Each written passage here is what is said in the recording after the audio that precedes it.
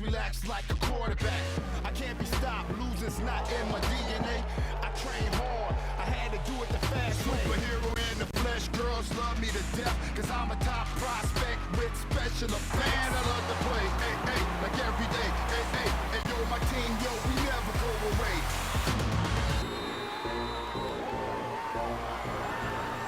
We unstoppable.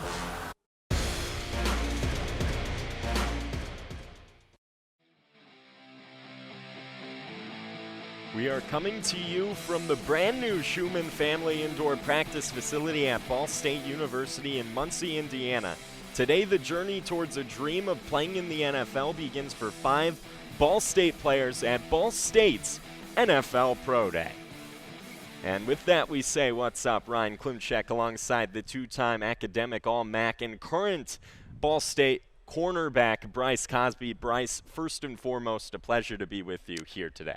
Likewise, Ryan. I mean, what a great day here on Friday. We've got, some great athletes here partaking in this indoor facility that most of them is their first time, being back in Muncie, being able to showcase their skills in front of these scouts today. So just like you said, I'm eager to see what goes down today, and I can't wait to see these guys showcase their abilities. Well, you've been these guys' teammate for the last couple of seasons. What do you think is going through their minds from the moment they woke up to the moment they're about to take the field here? Well, essentially, today is game day, simple as that. Today is game day, so mentally, whatever those guys needed to do on game day to get themselves prepared and ready for the moment is what I envision they'll do today. They've all been in their respective areas all throughout the country, spread out training for the past couple months to prepare for this moment. And, today is the time to put that to the test. So we'll see how this goes, and like I said, I'm anxious to see how these guys do. Speaking of anxious, is there an event or a drill, I should say, that sticks out to you the most, that you're most excited to see? Is there a certain player and teammate you have that is you're sort of most excited to see so far here today? The commentating side of me wants to say every drill, but with the football player in me, I can't wait to see the 40-yard dash. Honestly, that's what I'm looking forward to. And then for a player specifically, I really can't wait to see what Caleb Huntley does today. I feel like he's walking in here today with a chip on his shoulder.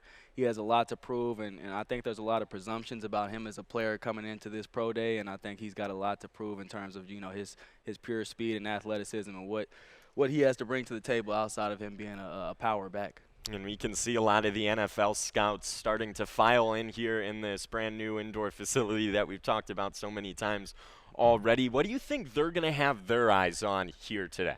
Well, there's a lot of physical and mental things that I think go into today. Physically, I think it's a chance for the athletes to put on their sheer athleticism on display.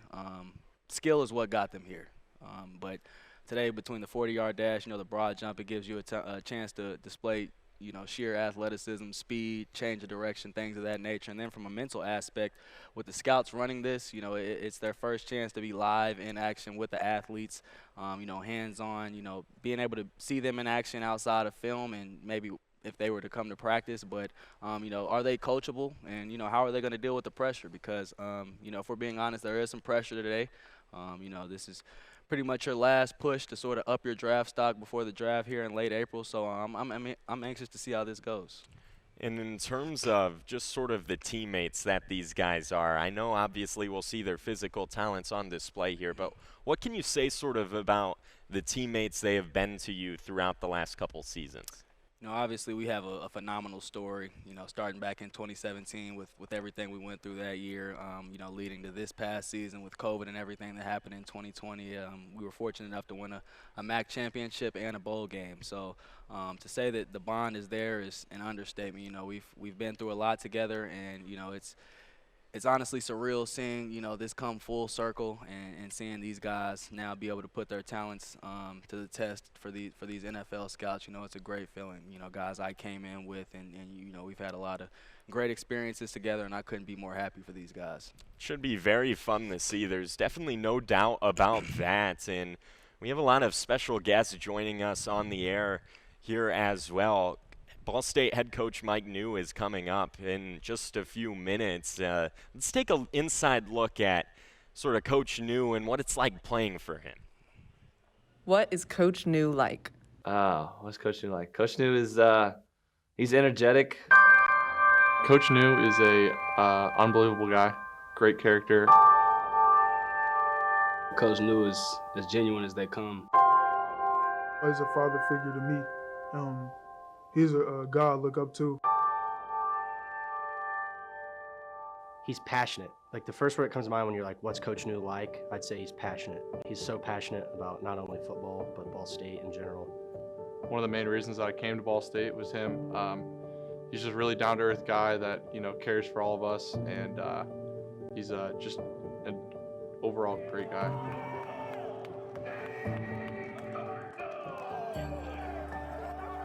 What is my relationship with the team like?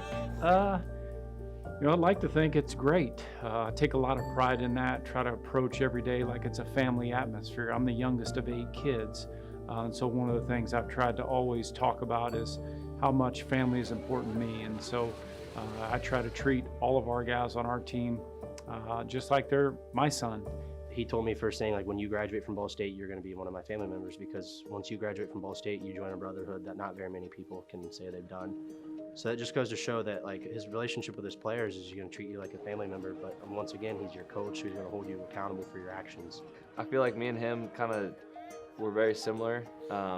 He's young in the sense that he thinks young, so he likes to kind of be one of the boys, but at the same time, he likes to be a coach. I know he hard on me at times, but I appreciate him for that, because I ain't never had that for real, like, growing up. So my dad, he was a hooper, so being able to have someone that knows the game, Coach New is that guy, and he tells me things I need to work on and stuff. This game over. It's over.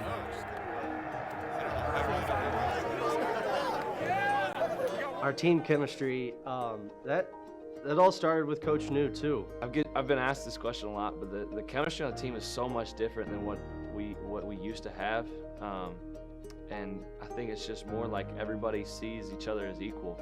When we first got here, the chemistry with the team was kind of broken up. You had certain cliques here and there, and you had friend groups here and there, and Coach New came in and fixed that kind of right away. We started a program called Triple H. And it's called Hero, Hardship, and Highlight. You talk about who's your hero in your life, what was a hardship in your life, and what was a main highlight in your life. We don't know the hardships they've been through, and hearing some of the hardships that some guys have gone through, it opens up. Seeing guys go up there and open up, big tough guys go up there and open up about some hardships they've gone through, and it lets guys connect and they can relate. Some guys can say, I've been through something like that, and it made it relatable. Coach New makes us go through a family atmosphere, so you treat everybody like your brother.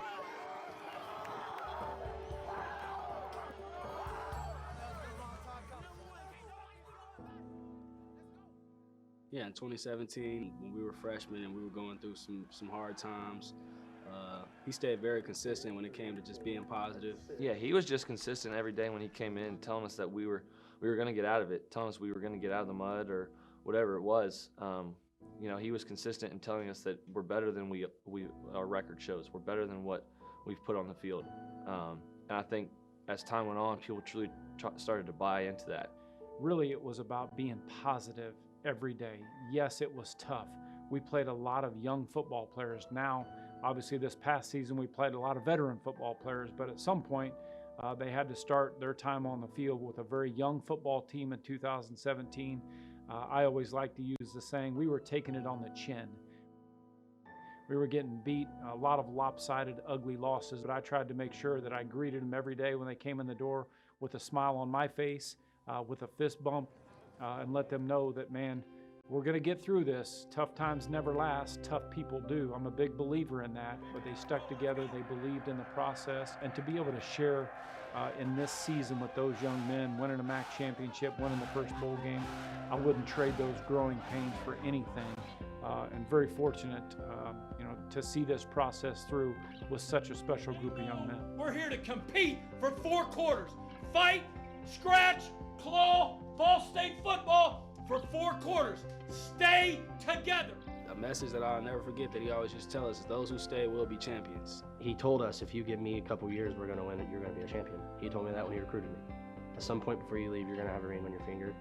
And that resonated with me. So when we won the MAC championship, I told him I stuck with you because you made me a promise. And he held that promise. So at the end of the day, I don't know if there's a coach that I'd rather play for than Coach New. And I tell every recruit that. You know, why not? Why would you not want to come here? Look what we just did. He turned the program around.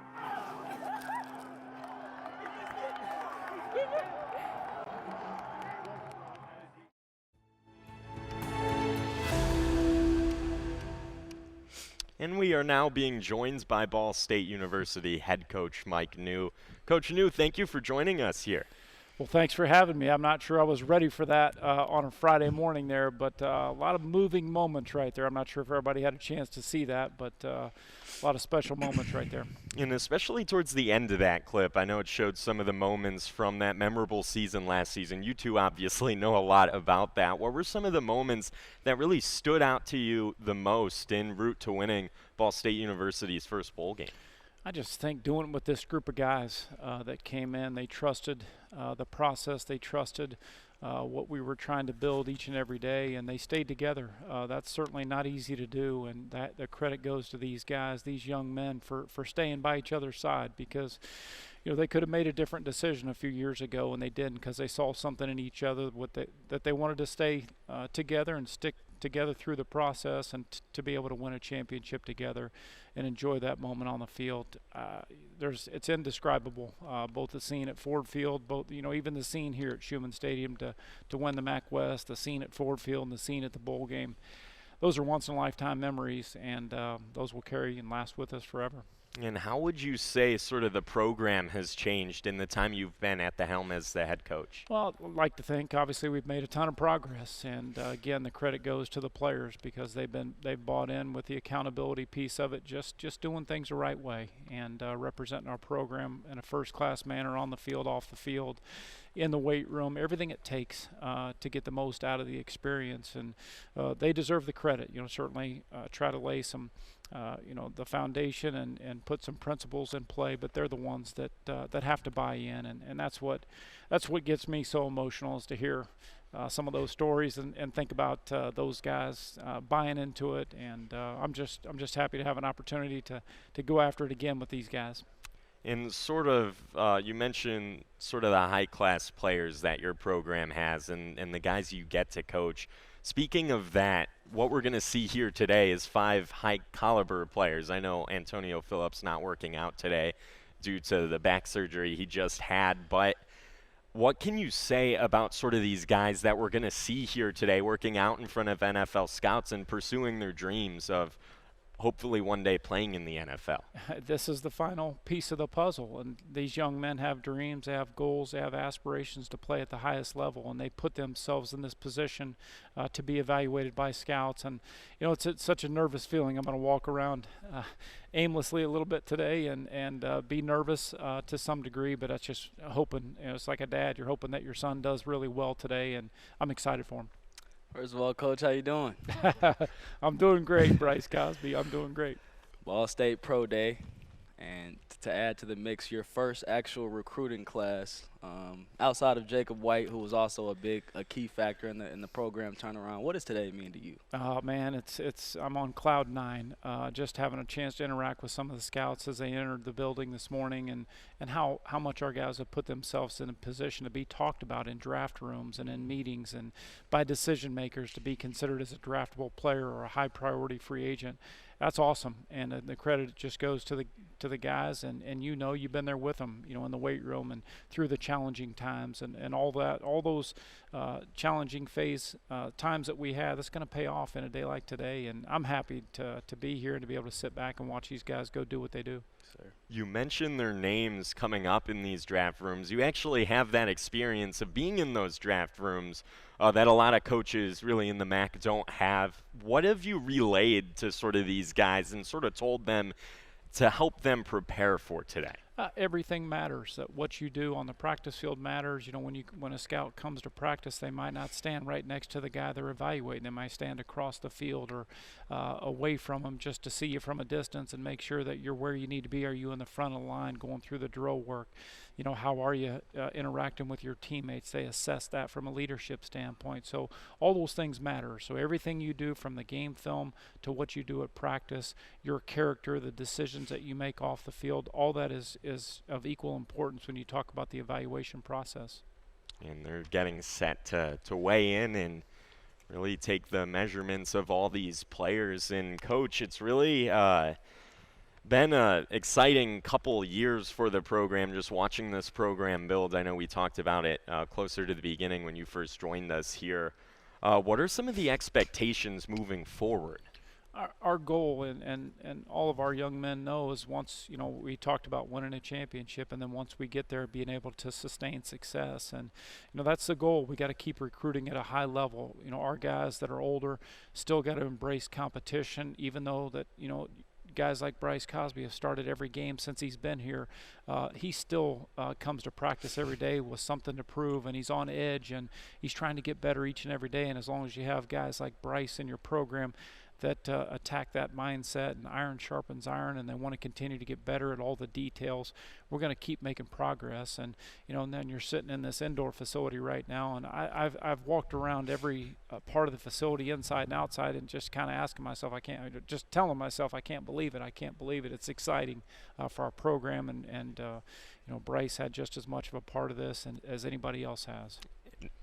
I was going to say, you talk about the indoor facility. Can you kind of speak, because I don't think some people realize, how much of a benefit this is to have in your program, just in terms of the small, minute things such as, weather conditions, guys getting extra work after practice, no matter what month it is. Can you kind of speak on what this truly does for the program and how it can help elevate us as a team? Yeah, when you talk about, we play in some inclement weather at times. We practice in some inclement weather, and there's times where we've had to adjust a practice schedule due to rain or thunderstorms. We've been called off the field. We can't get that time back because our, student athletes have to go to class, whatever it is. So we don't ever have to adjust anymore. We know when we're going to be able to get on the practice field.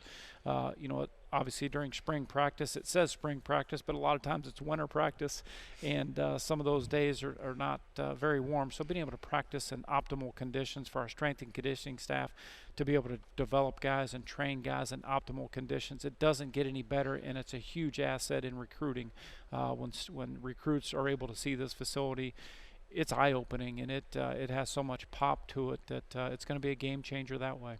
And speaking of sort of these players again, to focus back on sort of today and what we're going to see today, how have these players sort of helped shape the program as a whole throughout your time here? Bryce mentioned a lot of these guys came in your first recruiting class. How have they sort of embodied what you've wanted these guys to learn? Well, they changed everything. They changed the program in terms of just the culture of our program, and being bought into just doing business the right way, going to class, being at study table, making sure you're taking pride in the classroom, being accountable, being where you're supposed to be when you're supposed to be there. These guys have done all that, and they stayed positive through the challenging days, and it paid off in a championship. And so they've set the foundation, but they've also continued to work on it day in, day out. The young guys that come into our program, showing them how to do things the right way, because a coach can communicate with them, but there's nothing better than to having an upperclassman take you under his wing and show you how you do things the right way. And they're still continuing to head over by the weights. They're huddled around watching these players start to lift. And you guys obviously know a lot more about this than me. Is there a specific weight limit that these scouts are going to be looking out for, a specific, sort of load to see if they can carry? Specifically, I actually heard Caleb Huntley has dropped about 10 to 15 pounds prior to this process, so I'm eager to see kind of how he'll run now, cutting weight and being able to move a little bit more agile. Obviously, as I stated to you before the show, I felt like Caleb's speed and his agility was probably one of the most slept-on aspects of his game, having practiced with him on an everyday basis. But now, as you see, we're watching the bench. Two guys I'm really excited for to watch is Caleb Huntley and Antoine Davis. Antoine having won a strength and conditioning award at his time here at Ball State, and then Caleb, obviously, me coming in with him, I've seen firsthand. Brute strength is the first thing that comes to mind. I can actually remember our freshman year when we were sort of trying to get a baseline so our strength and conditioning coaches could sort of move forward and, what we could handle. Caleb kind of got under the bench and blew us away, to say the least. Our strength coach kind of cut him off, like, all right, we've seen enough. So I can't wait to see what he does along with Antoine and Jacob, too. I haven't been around Jacob in a while. Obviously, he's been away from the program, but I know he's been out training in Florida. He looks great. So I'm anxious to see all these guys get to work here. And Coach New, you might be able to answer this. Jacob White obviously wasn't a part of the team last season. He graduated the year before. How has that relationship sort of been for him? Have you guys still been in contact with him? I know, Bryce, you as a teammate and Coach, you as a coach. Have you been talking to him throughout this whole process and trying to get him ready for this moment? So obviously he trains, during the season when we were doing our thing. I had a weekly phone call with he and Danny Penner, and Jacob's so proud of these guys, and certainly he helped us get to this point where we're at as a program and as a team, and to see these guys have success, he was so proud as well. And so a year ago, unfortunately due to COVID, we weren't able to have a pro day here. A lot of those got canceled a year ago, and so Jacob wasn't able to have that. We have some other guys that were in that class, but fortunately they've signed with teams in the Canadian Football League, or they've signed with NFL teams. So this is a great opportunity for Jacob, and he's worked tirelessly, to still continue to get better, maintain his strength, and his skill set at his respective positions. So I'm excited for him today, and I know how much he loves the game, and he's hoping to continue and get himself an opportunity. Something I know Bryce mentioned to me before we went on the air was sort of how much of a leader Jacob White was throughout his time here as a Ball State Cardinal. Was that something that sort of existed right away the moment he stepped in to be a part of this program, or was that something that sort of developed over time? I would say, from the moment I talked to Jacob, it was evident that he was the leader in the locker room. I would say guys like him and Danny Penner are the unsung heroes of this whole championship thing. They made the sacrifices and kind of paved the way and showed us as younger guys at the time what it took and the sacrifices that were needed to be made in order to get to where we wanted to get. And, Jacob, as I stated, he's a guy that truly just eats, sleeps, and loves football. There's no doubt about it. A quick story on him.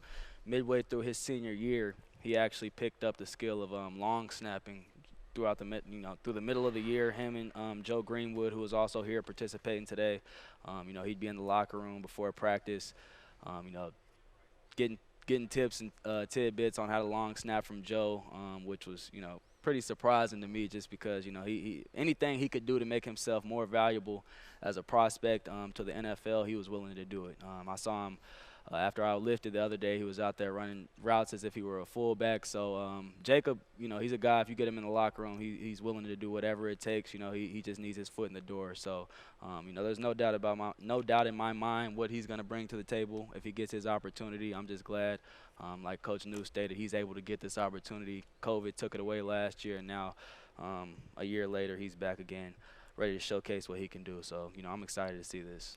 And I know, Coach, we kind of talked about you being in the NFL rooms and sort of knowing what this process is like firsthand. How important is versatility while we're on the subject? Well, it is. You see a lot of guys over the years that have played one position in college, and they project them to be at another position in the NFL based on size. And, in a guy like Jacob's case, having an unbelievable career here as a middle linebacker, obviously he's got a background like a lot of guys do, playing both ways in high school. Maybe that doesn't happen quite as much in college. So it is an opportunity. If somebody certainly could have some interest in him and look at him at the fullback spot, because that transition has happened in years past with guys going from college to the NFL. And you can hear it's getting a little bit loud in here. Guys trying to root each other on in the weightlifting portion of today. If I'm not mistaken, Antoine Davis is I think he just hit 15 reps of 225. I don't know if my count might be off, but if I'm not mistaken, I think Antoine Davis just got 15 reps on the bench. Now we're here to see Joe Greenwood, long snapper. And sort of Jacob White, I know a couple of these guys we're seeing today played multiple sports in high school. You can speak to this, I think, as a coach. How does that sort of help these guys throughout their college careers? Obviously, when you play both ways, you're learning defense, you're learning offense, so that in and of itself from a football intelligence standpoint is going to help you. But it also shows the unselfish attitude of guys, be willing to do whatever you need to do to help your team, and whatever role you think I can play to help our program the best. And a lot of that is what you love to see from guys attitude-wise coming out of high school. So that was Joe Greenwood, who was lifting for this Ball State Pro Day, the weightlifting portion going on. Well, Coach New, thank you so much for joining us. I know your team hopes to run it back next season, and we have a little bit of a SportsLink video. Speaking of running it back, that's sort of the motto, I guess, with all you guys, including you returning, Bryce, trying to run it back. But Coach New, thank you for your time. All right, thanks for having me.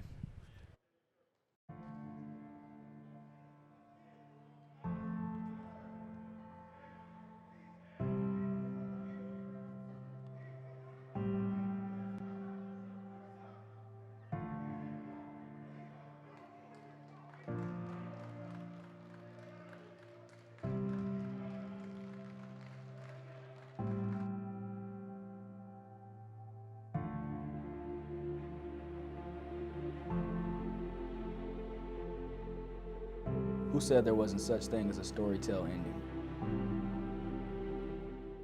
Why Ball State? It's the question we've all been asked. Time after time, year after year. Why Ball State? Here's our answer. Why Ball State? That's a question that has lingered in my head for a while, but I think it's just, I just could not envision myself being anywhere else or doing anything anywhere else. When we won the MAC championship, I told him I stuck with you because you made me a promise, and he held that promise. So at the end of the day, I don't know if there's a coach that I'd rather play for than Coach New, and I tell every recruit that. I have a lot of people ask me, like, why Ball State? And I tell them this is the reason why. All the stuff that just happened this past season. When you think of somebody that really cares for you and is family, they want you to succeed in every single part of your life, not just in football. And I think that's what really got me to, want to join this team. Those guys who were willing to stick through that 3-year span says a lot about them, not only as football players, but as men, as character.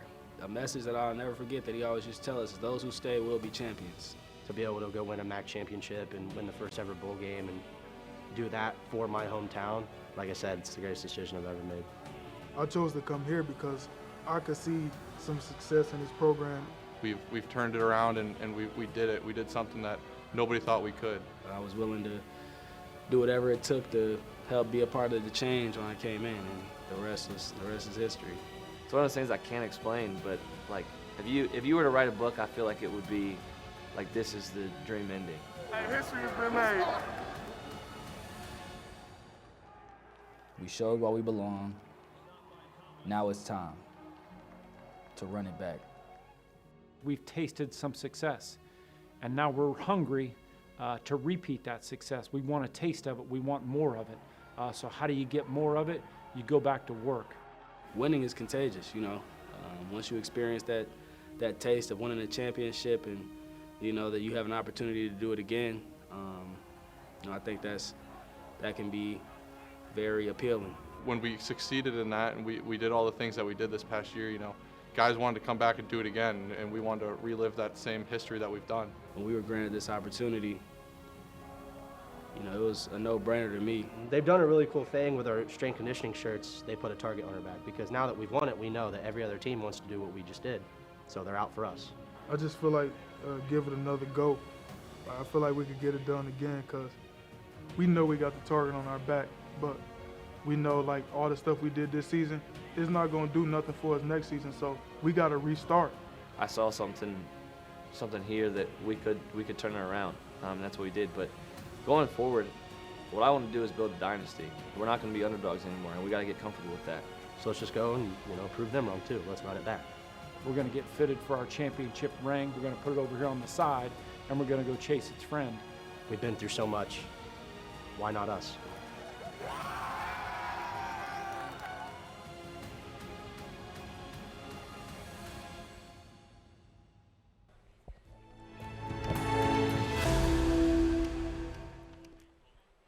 And we're back at Ball State's NFL Pro Day here from the beautiful new indoor Scheumann practice facility, the Scheumann family practice facility, I should say, now being joined by defensive coordinator and inside linebackers coach Tyler Stockton. Coach, thank you for joining us. Oh, absolutely. Thanks for having me. And what does this mean to you? We talked about it, I know me and Bryce did with Coach New just a short time ago, just sort of what it means to him as some of these players, Coach, seeing them work out and try to go for their dreams of being in the National Football League. What does it mean to you to have been these guys' coach for a couple years now?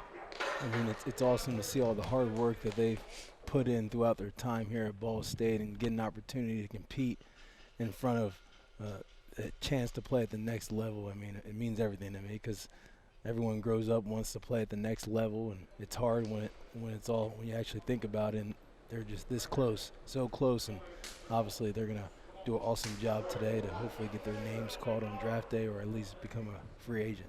Still in the weightlifting portion of today's pro day. Looks like Jacob White weightlifting, things starting to get a little bit loud here. You can hear the support that a lot of these guys have. Sort of speaks to that team aspect I know, Bryce, you were talking about. And what does something like that do really when you're lifting like this? Is this how it is in a weight room at a Ball State practice? Absolutely. Prior to this event, everyone sort of gives you a baseline of what they think they'll get. So, say Jacob was to come in and say, I think I'll get 18 reps. Everybody pretty much says you can add about 3 just off adrenaline. You can add about 3 reps because, like you said, you're in front of scouts. Your teammates are here supporting you. Your coaches that you've been here with for the past 4 to 5 years, they're here supporting you. So adrenaline's going to give you, an extra umph in, whatever physical exercise they're going to do today. And, that was evident with the support that they just showed in that drill just now. And, Coach, you being a coordinator on the defensive side, what do you look for in players like weightlifting ability? That's a great question. I mean, I'm a big believer in squatting. Especially being a linebacker or a defensive lineman, being able to see them squat for sure because they're going to take a pounding throughout the season if they can hold up, especially with their lower body strength. And a big thing really for the back end guys, how explosive they are, maybe doing hang cleans and all that stuff. But I don't put too much into the weightlifting. I want to see guys on the field, and that's Coach Armour's job to get them stronger when it's all said and done.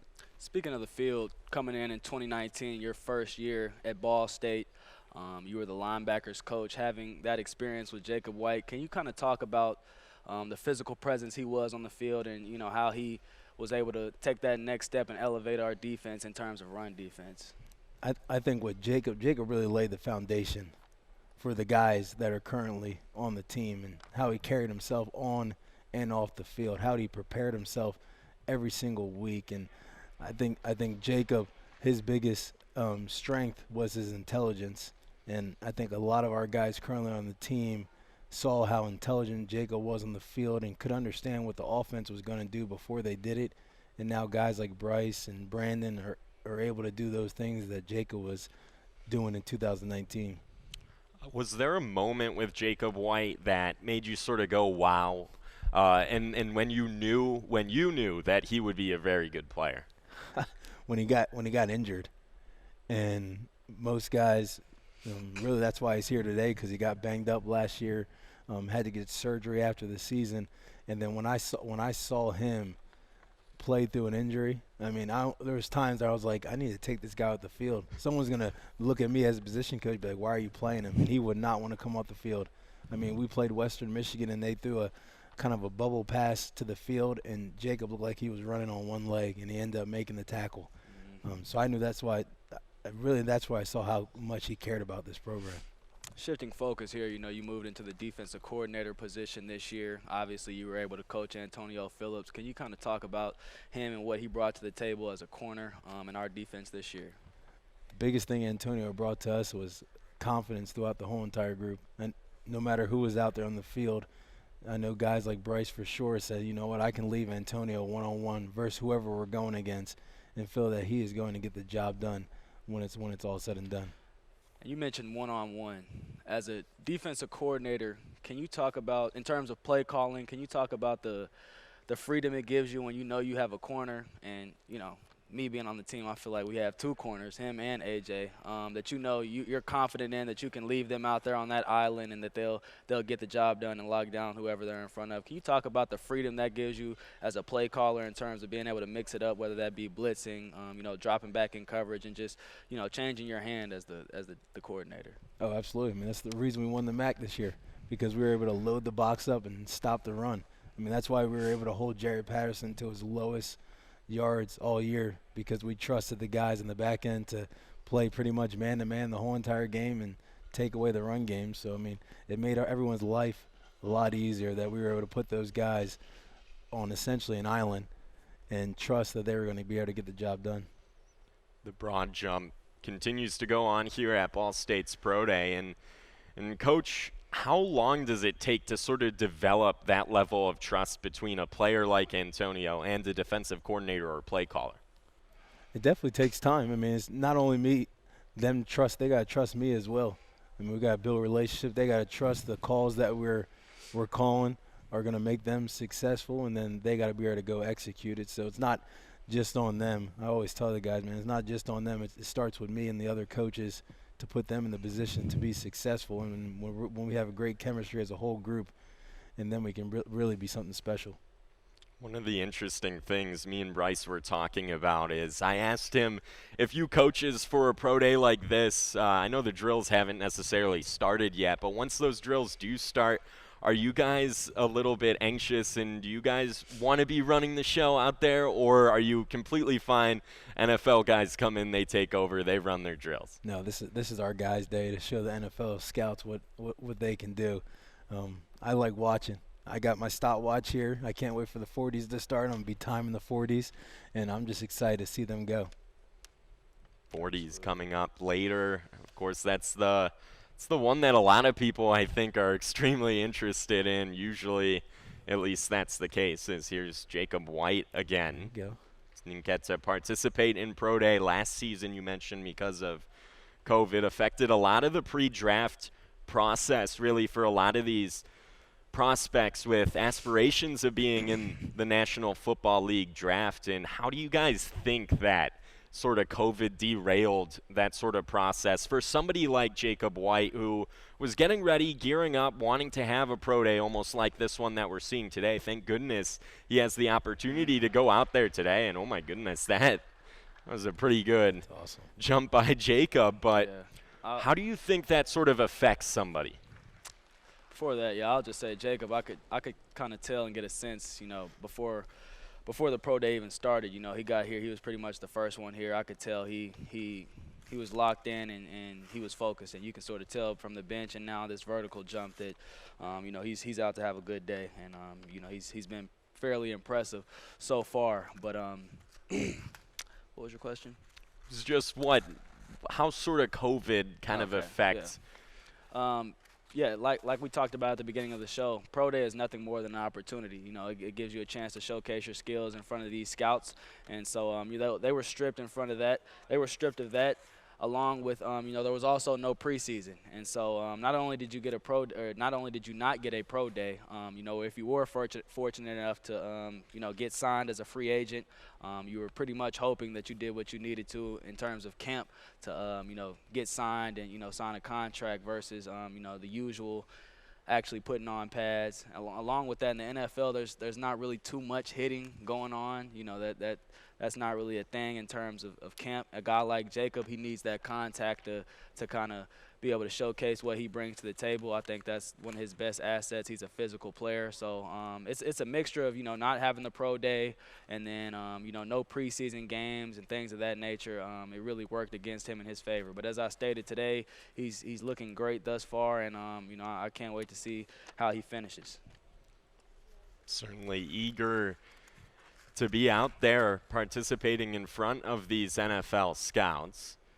And, Coach, what do you think is going through the scouts' heads, really, as they watch these potential prospects in the draft and potential draftees? Gosh, for them, their job is so intense because they have to be so detailed in their work, and that they have to really do a great job evaluating our guys, because, some of our guys are going to get picked up by the teams that are here, and that's going to change the lives of an organization. So, they're looking at every little thing, the way that they carry themselves when they're not in the drills, how they attack the drills, are they listening for the drills and all that stuff. So I'm excited to see our guys go, because I know they're ready for this. They've been waiting for this. And what better way to do it in this beautiful brand new indoor? Yeah, what are your thoughts on that? I know we talked about it with Coach New, but having this indoor practice facility, something that caused you guys to practice outside in the elements during the fall season. What are your thoughts on this beautiful new facility? I mean, it's unbelievable. The fact that our guys are going to be able to utilize this 365, it doesn't matter what the weather is outside. I mean, it's amazing. I mean, a little speechless because, I mean, last year, teams don't even know, like, there's, like, for the championship game, we could practice only twice because of the weather. We had to go into another makeshift indoor spot to just do a walkthrough.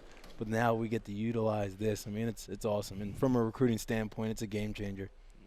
Kind of changing topics here, Coach. You having graduated from Notre Dame, obviously a college football powerhouse here in the Midwest area. You've been around NFL talent. What is some of the tangible or even intangible things that you can draw in comparison to some of the guys that you played with and now some of the guys that you've coached, that specifically, Antonio and Jacob, guys that you have a lot of experience with? What are some of the similarities you see in some of people who you were teammates with and now kids that you've coached? Well, with Antonio, the big thing is his ball skills, his length, his height, his size. Nowadays wide receivers are so tall in the NFL that people are looking for some corners with a lot of length, and that's something that Antonio has for sure, which I play with a bunch of guys very similar to Antonio's built. And from Jacob's standpoint, his intelligence, the way he carries himself, his leadership qualities, probably the biggest thing that I see in him that I saw in a lot of the guys that I played with. So those are probably two things for sure. And then obviously the size, speed, and all that stuff speaks volumes. And speaking of Antonio Phillips, who you guys were talking about, where do you think he fits in most in an NFL roster? Do you think it's different than what you guys had him in here in college, or do you think it'd be the exact same? I mean, he can really play wherever. For any team, he can play all four positions on the defensive back. He can transition and potentially be a safety as well because of his size. He can cover slots and be a nickel guy. So, I mean, he has a lot of flexibility, potentially where he can go at the next level. And what was sort of the moment with him that made you go, wow? I know I asked you that about Jacob White. Was there a specific moment with Antonio Phillips where you just went, man, that guy's good? Gosh, I mean, 2019, his hit versus FAU was awesome. But I think what changes my opinion on Antonio Phillips is what he has to go through off the field and how he's battled back from so much adversity, because I think that's why he's here today, because everything that he went through off the field made him the man that he is right now and pushed him to get to the opportunity to potentially be drafted. Certainly a world-class player and a world-class athlete. The ceiling is the future for him, really. He's got a bright future ahead as he continue to jump in front of the scouts here. A lot of supporters from the Ball State Cardinals team. Well, Coach, we'll let you go and enjoy the rest of this pro day, but defensive coordinator Tyler Stockton, thank you for joining us. Oh, absolutely. Make sure you'll be here for next year's pro. It's going to be a zoo with all the guys we got coming back. Oh, yeah, run it back too, right? Run it back. Well, thank you, Coach. Thank you. Appreciate it. That was defensive coordinator Tyler Stockton. Doubling back on Coach Stockton's take on Antonio Phillips, having played with him, Antonio is definitely a versatile defensive back. I think his physicality is something that separates him from the pack. It's hard to find, every corner, if they're at this pro day, if they get a combine invite, it's evident that they can cover. That's evident. But, Tone has shown that he can tackle on a game-by-game basis. He'll take on blocks. He'll do the gritty work on the perimeter because, that's the thing about football. Every position, there's glamour to every position, but there's dirty work that comes with it as well. You play running back. Everyone wants to score touchdowns, but do you want to pass block? Things of that nature. So, Antonio, he's an all-around corner, and I think that's what makes him so valuable in terms of getting drafted. Again, Antonio Phillips actually not working out here today for this pro day, but certainly has a lot of eyes on him in terms of NFL attention and NFL scouts. What's he like as a teammate? I know he was over here before the show sort of talking to us. What is your guys' relationship like? Obviously, me and Antonio, that's probably who I'm closest with. a corner and a safety's relationship is unmatched. So, you know, me and Antonio, we had to take the bumps and bruises together. But I think together we both saw each other's games elevate. And so, you know, through that, there was a special bond created, and it's something that I'll cherish for a lifetime. They're getting ready to move to the other drills here at the Scheumann family indoor practice facility. Just getting set to participate in the drills portion of today. Just writing down all the measurements and taking all the measurements of all these players. A decent amount of scouts, too, in attendance today. We weren't sure on how many there were going to be, and really seeing how many scouts there would be. So we'll see what comes up next here in this NFL Pro Day. We will take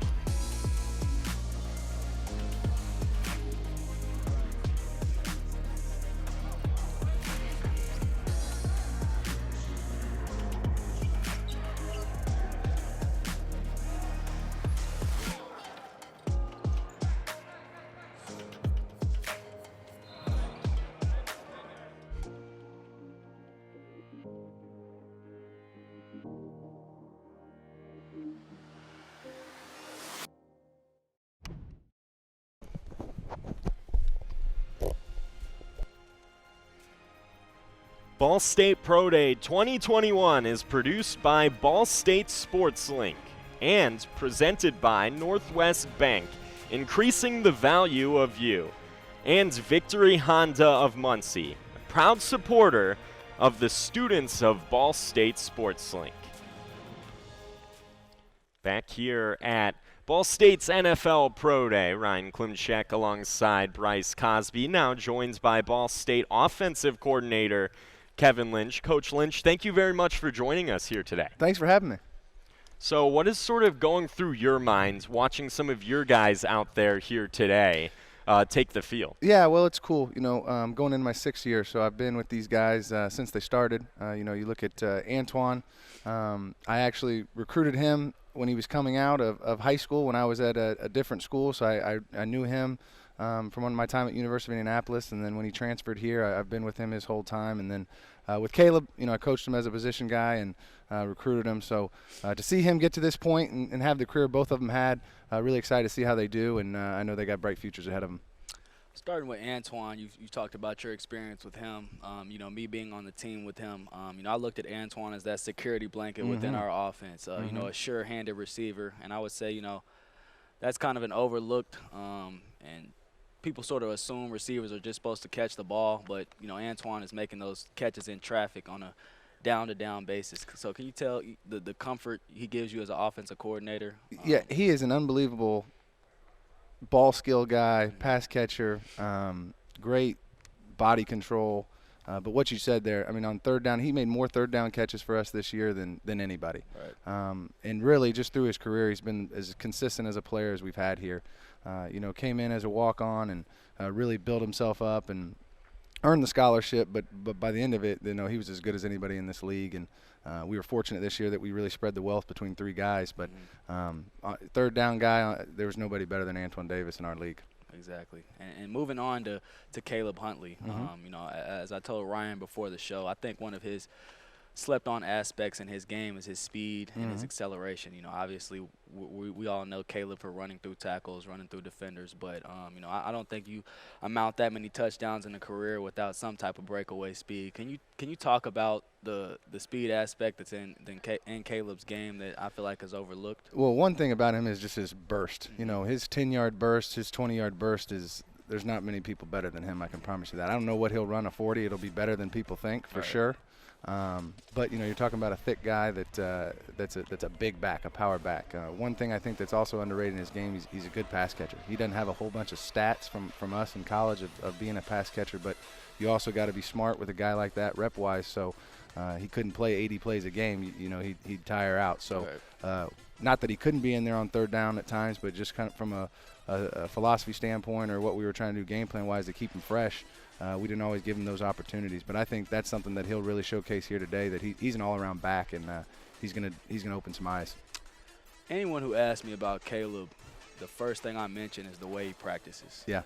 Can you please, enlighten the people on just what exactly I'm talking about and how he takes every rep in practice with the game-like mentality? He's one of the best practice players I've ever been around. I mean, he knows one speed, and that's full go. I mean, I'm looking at some of his highlights here and some of those runs that he has. That's how he practiced. And at times you had to slow him down. I mean, I remember, especially when he first got here, you go through a walkthrough and it's like, hey, relax. there's nobody blocking. We got no pads on. But one thing about him in practice too is we had to limit him a lot, especially at times when we didn't want him running through people all the time, and I don't want to say hurting people, but definitely giving him some bruises before games. So that always frustrated him, I can tell you that.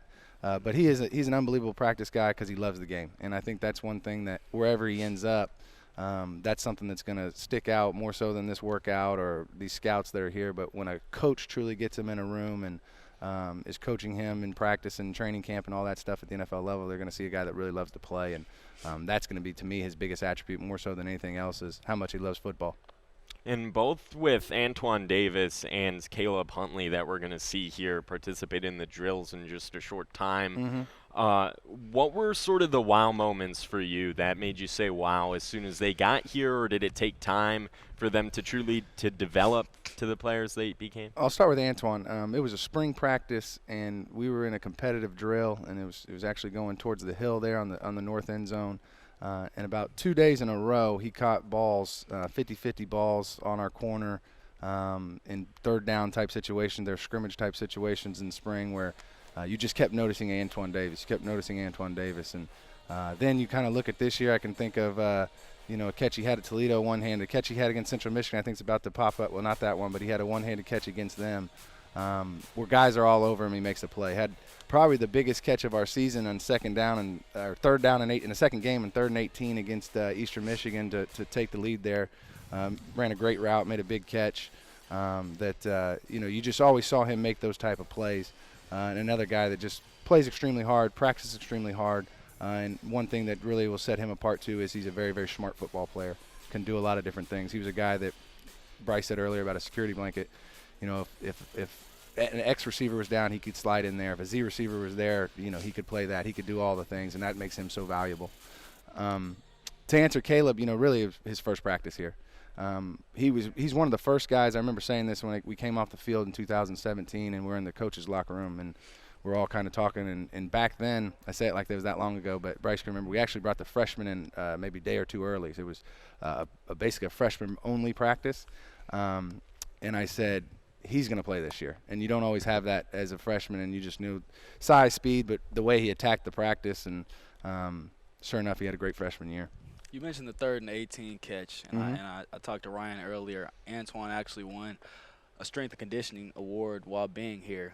You see it time and time again. Antoine will catch a pass and churn for 2-3 extra yards. What's it like as an offensive coordinator, not only have, receivers are known to be fast, shifty, they can accelerate, but having a physical receiver out there? Well, I think that's as important as anything. I mean, one, you look at him because maybe he's not going to make a bunch of guys miss, but he runs through tackles like a back. Right. And we throw him a bubble. I think I saw one on there. There's a lot of clips. The one was from this past season, but there's a couple really good clips from 19 where he catches the ball and it's like a running back getting it out in space because he's going to run through guys. And he's so physical when a guy's on him that he has a great job of creating space with his just strength and making some plays. And like we already talked about, his balance and his body position. So thank you, Coach Lynch, for joining us, offensive coordinator at Ball State. They moved to the 40 outside next, but Coach, thank you for joining us here. Absolutely. Thank you for having me. And enjoy the rest of Pro Day, Will watching do. these guys work out. Again, the 40 next, so let's take a look at some highlights.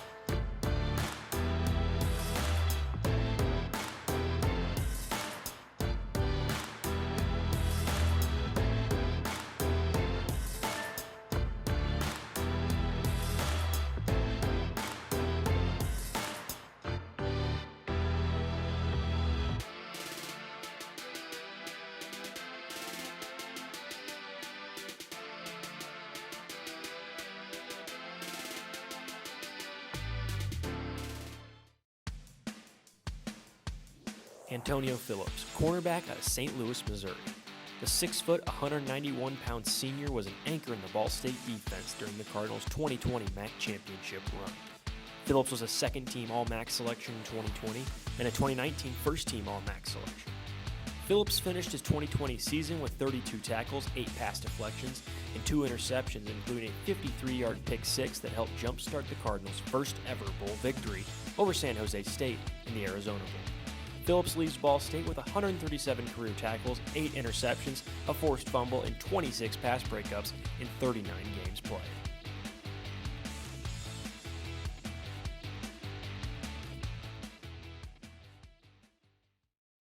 And we welcome you back here inside the Scheumann family indoor practice facility. They were outside running the 40s.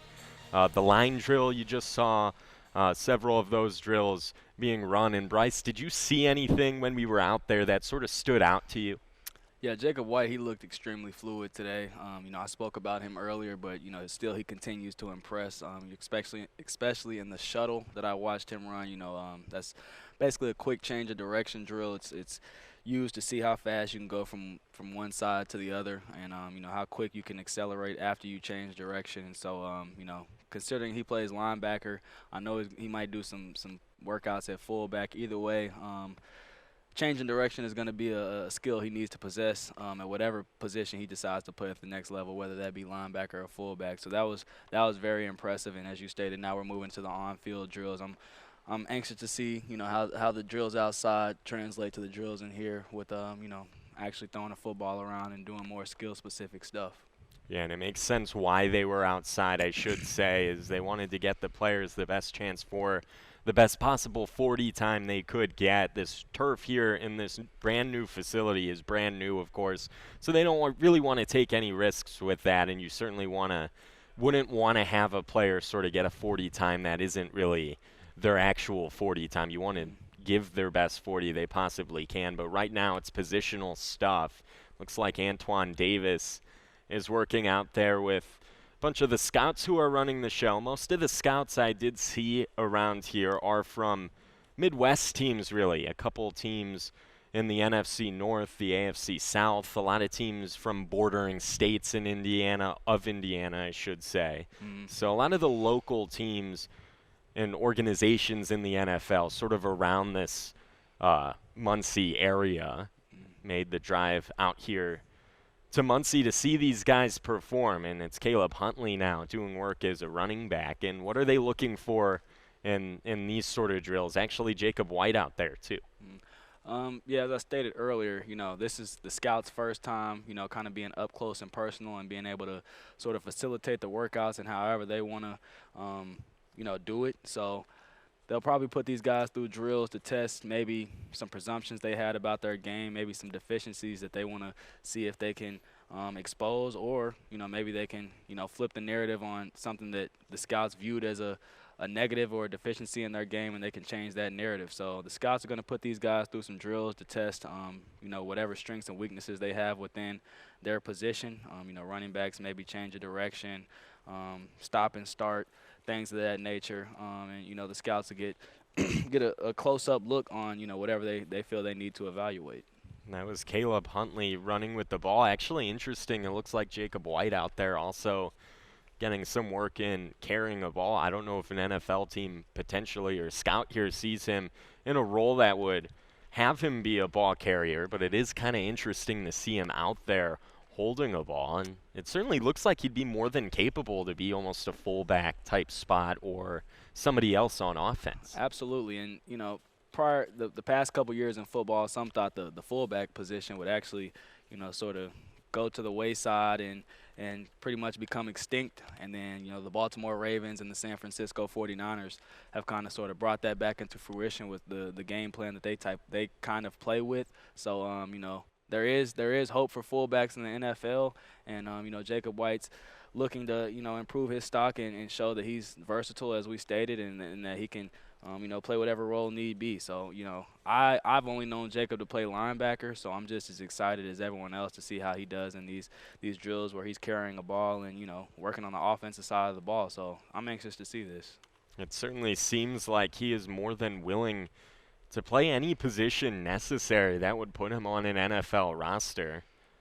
Trying to see that high step look pretty good from Jacob White there. How about that? Yeah, this is simply just them, getting their legs up, simulating, running with high knees. As a ball carrier, your coaches always tell you to keep your feet moving. You can't, just because someone, you embrace contact, you can't assume that, immediately you're going to fall down or the defender's going to bring you down. So they always emphasize running your feet. That way, you can fight for extra yardage, and then to end the drill, there's a bag. It's just testing your reaction. You're going to meet a defender in the open field. It's on you to make a miss. So as you see the bag at the end of the drill, they'll shift the bag one way or the other. It's on you to make the right move and make the bag miss. So this is a good drill for running backs in terms of just initial knee drive and then read and react at the end. Finishing the drill with a long run. Excuse me. Sorry about that, No, Bryce. The explosiveness at the end from Caleb Huntley, too, seeing that full talent on display that he has. While we're being joined by yet another guest here joining us for this Pro Day coverage here at Ball State University. It's Antonio Phillips. Antonio, thank you for joining us. Thank you guys for having me, man. So you're obviously not working out here today. They did take your measurements and things like that. But first and foremost, how are you feeling after the surgery a couple weeks ago? I feel like a brand new man, really. It was kind of bothering me throughout the season and stuff. It was a problem I had throughout the season and stuff, and, kept kind of playing through it and stuff. And so I just needed to get it done before I go into OTAs and stuff, get ready for football. And how has this process sort of been like for you, trying to get on an NFL roster and an NFL team with that injury? What has that sort of been like? I mean, it's been ups and downs and stuff like that, but really I'm just enjoying the whole process of, being blessed enough to be in this position and stuff. I've been dreaming about this since I was, 6 years old, playing football and stuff. So that's really what I've been kind of thinking about, staying positive, man. Can you sort of talk about the feedback you've been getting from GMs and coaches in terms of, what they like about you on film and what they're seeing from your game and how you can implement that into somebody else's team? Yeah, so basically what, people have been telling me about my transition into the NFL was that what they've taken away is that, I have good ball skills and stuff. I feel like I could tackle well in space, and, teams are seeing that and really feel like they can implement that into their defenses and for their team success and stuff. So I would say those are kind of like the takeaways that, people have been. We've had coaches get on here and talk about how versatile you are as a defender. Obviously you've got long arms, you've got the height to play on the outside, but, there's been rumblings that, you can move inside and play nickel and even move back and play safety if need be. So how do you feel about that, and are you comfortable with that? Or? Yeah, well, exactly. I feel like they hit it right on the nose with that. I feel like I am very, very versatile, and what I can do, I can play outside corner, but I've also played, like you said, some nickel, some dime. I can also drop back and play some safety. So I feel like they hit it right on the nose, and I feel like I can transition well into the NFL doing that, and the more versatile, the more better. I've played with you obviously the past 4 years. You go into a Group of 5 school here at Ball State. I know some people would try to make the assumption that you haven't played competition. I beg to differ. Your sophomore year, you played Chase Claypool, who had a stellar rookie year for the Steelers. You've played Miles Boykin. He plays for the Ravens. You've played Deontay Johnson. He also plays for the Steelers. Can you talk about how this competition that you saw throughout? Oh, and then, this year, your senior year, you played Dwayne Eskridge. He went to Western Michigan. He had a stellar showing at the Senior Bowl. Can you talk about, how this competition has sort of breeded your confidence and got you to the point where you are today? Yeah, so like you said, I done played some good guys and stuff, and, we compete each and every week in the MAC conference and stuff like that. But, like you were saying, but I feel like if you look up some of my best tape, some of my best games against, the Power 5 schools that we played and stuff. And so, that's kind of what I have to say about that chatter and stuff like that. You just cut on, the bigger game tapes, and, my tape speaks for itself when that comes around. But I definitely think the competition I've played, and those guys have definitely helped me, prepare and be able to be successful on the next level and stuff, and definitely, added their own challenges. But I feel like I handle each and every one of those guys well. Antoine Davis and Caleb Huntley continuing to get work in as wide receivers. Pass catching ability, something that these NFL scouts want to see.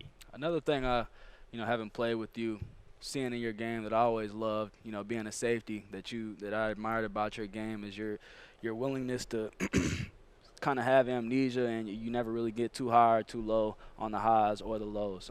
You always seem pretty even keel, and you have that reassurance in yourself that no matter what happens, you're going to get the job done. Can you kind of speak to that mentality that you got to have as a corner on an every down basis, that no matter what happens, you're going to come back the next down with the same type of energy, the same swagger, same confidence? Well, yeah, first of all, that's kind of like the embodiment of my position anyway.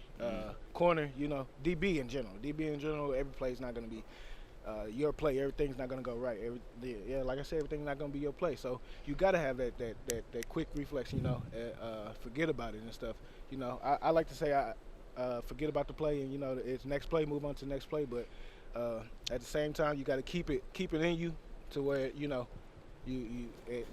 what happened and stuff, and you know how to fix it and stuff, but it got to be a quick reflex and forget about it and stuff so you can move on. And, I think I do that. For me, what separates you from the pack is the physicality you bring on an every down basis. I know your presence out there alone eliminated a lot of perimeter stuff, which is pretty much the football game today, whether that be bubble screens, jet sweeps, your ability to get off blocks, things of that nature, taking on, pulling offensive linemen. I've seen you do it time and time again. Can you talk about, because I feel like that's a mentality, that's a choice. Can you talk about that mentality you have and how you take it personal upon you to not just be a cover guy? Yeah, like you said, I do take that personal, and I want to be a great football player as a whole. I don't want to just be like, oh no, I just play corner, I'm out here covering stuff like that. I want to be able to show teams that when they get down and going, and that I'm very, very more willing to stick my nose in there and come up and make a tackle and stuff like that. So like you said, it's definitely a mentality, and that's a mentality I keep with me. That's kind of the mentality we embodied as a DB core. That. We embodied all together that, we not letting anybody block us out here and stuff like that. It's our field basically. So exactly, it's a mentality, and I keep that with me. That's swagger. I'd be remiss not to mention, for those of you watching, it is Jeff George Jr., the quarterback, here today throwing to these guys out there. Just thought I'd throw that in. And you guys have talked about it a lot, being cornerbacks. Sort of that amnesia mindset, that you have to have. Yeah. Where does that come about? Do you guys learn that type of skill from a specific coach, or is that just something you got to have sort of innately as a player? I feel like at this level, the game, especially at the collegiate level, we're all here for a reason. The skill is there, it's evident. But with that being said, you can't let your mental get in the way. And, if you don't have amnesia, that's exactly what's going to happen. So it's a matter of you making the choice that, no matter what happens on the field, I'm not going to let this deteriorate my game. And the chances are, when you make the mistake, there's still a lot of game left to play. So you can't let a loss on the last play turn out to be a loss on the next play. It's all about a mentality. And like I said, having played with Antonio, you know, he gave me confidence just seeing how he operated, the way he was able to and it wasn't like he's making mistakes all the time, but the seldom mistakes he did make, you know, Antonio would move around like, you know, he didn't make it at all. You know, he would address it, as he stated, tell us what he did wrong, and soon enough, you know, chances are, from my experience with Antonio, if he makes a play that he makes a mistake on, a big play is bound to happen very soon. So, you know, the chances, you know, if he gives one up, he's going to get it back in return and then some. So, you know, it was a great experience playing with him, and, you know, something I'll cherish forever. Yeah, and to add on to that, that amnesia mindset or whatever, really the average fan, I would say, in football don't really know what's going on, especially in the defensive backfield. I mean, you can see when somebody blown the coverage, something like that. You see things like that, but you don't see when, like, you know, a tackle get missed inside the box and stuff like that. So really, with us, it was more of a, like, we the only ones in the room that really know what's going on and stuff like that. So you got to have that quick mindset to be able to, like you said, come right back and make a play. Obviously, you're not participating today, but you see your teammates out here participating. Antoine, Caleb, also Jacob White. Can you sort of touch on all three of these guys, starting with Caleb and, you know, some of the positives they bring to the field, speaking from personal experience, having been their teammate? Yeah, so I've been playing. I came in with Caleb in 2017 with you and Caleb. And Caleb, man, Caleb, he know one speed. We all know Caleb know one speed, and that's 100%. He gonna do everything 100%. He a great guy, a great leader in the locker room and stuff like that. But on the field, I feel like his play speaks for itself. He a straight north and south, you know, downhill runner, not getting tackled by one guy. It's gonna take a couple to bring him down, and he gonna keep churning. And that, you know, guys don't want to tackle that all day, man. Guys don't want to tackle that all day at all. You see it on the film. Jacob White, Jacob he was older than us when we came in, but Jacob, he was kind of, you know, was that big brother for us and stuff, and, you know, led the team in the right direction we needed to go, and started to, you know, turn things around for us, and having our best season, our previous best season and stuff like that. But Jacob, I would say Jacob is a madman on the field with his hair on fire. He sideline to sideline, making tackles everywhere. You know, he gonna bring that passion and give you everything you need. Antoine have had some battles. Personally, I play corner, Antoine play receiver, so, you know, I see Antoine in practice every day, every single day. So Antoine has got me so much better over these last 4 years, and, you know, just making tough catches, contested catches, and that's exactly what Twine gonna do for you. You throw that ball in there 50-50, Twine's coming down with it, so it ain't no 50-50 when it's going to him. You can almost guarantee that. And Twine, he just gonna keep that swagger about him and keep it churning in, man. They all great guys and stuff, and I feel like they all doing pretty well out here also. And how have you guys sort of helped each other throughout this process, and knowing you guys are going through sort of the same things in front of these NFL scouts and NFL teams? Yeah, so we all have a group chat and stuff, and so we just check in every once in a while, seeing what's going on, how the training going and stuff like that. So that's how we kind of kept helping and stuff, just keeping everyone positive and stuff, and making sure we all, you know, getting the work in that we need to, but staying positive about everything, and remembering that it really is truly a blessing to be in this position and stuff like that. So, you spoke on training. You know, I know you were out in Vegas, in the West Coast. You being from St. Louis and then coming to school in Indiana. Can you talk about what that experience was like? You know, going in an area you weren't really familiar with, and you know, spending the 3 months that you did, honing in on your game. Yeah, my fault. Can you ask that question again? I was watching. Okay. No, you're good. Being in Vegas, can you just kind of talk about what that experience is like during your training, and you know, being in an area you weren't really familiar with out in the West Coast? I mean, it was different. It was definitely adjusting, like any new experiences and stuff. But I knew I was in great hands with the guys I picked, and you know, I got some good guys around me that's also signed with me. So. It was a little transition, but it wasn't hard at all. You know, the guys I trained with made it way better and stuff like that. just by being themselves, being competitive, making me want to compete every day and get after it every day, really. So, any new experience like that, you make friends and stuff like that. But it was definitely something to adjust to. But I think I did that well, and it was a great experience out there. Antoine Davis still being passed to out there by Jeff George Jr. Jacob White actually made a couple nice catches there as well. And of course we saw that one from Caleb too that Antonio sort of stopped talking to look at because it was a good one. But all these guys continuing to get their work in, trying to impress all these scouts and trying to really put themselves on these teams' draft boards. I think they're doing well. I think they're doing a good job, man. Ryan, I know you asked Antoine about how long he's been talking to Jeff George and kind of their relationship. And that's important because, as a receiver, timing is everything with your quarterback.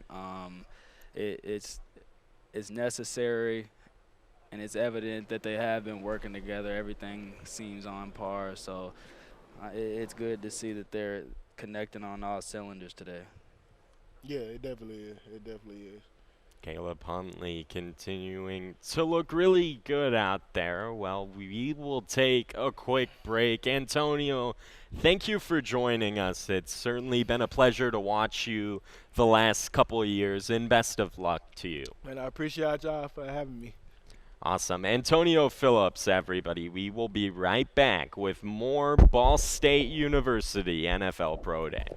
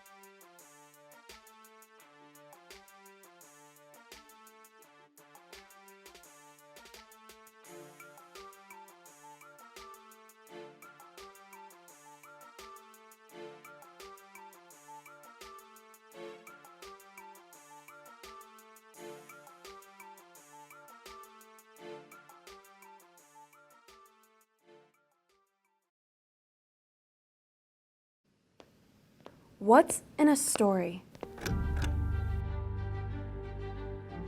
From the first time we picked up a pencil, we were storytellers. Storytelling connects us as humans.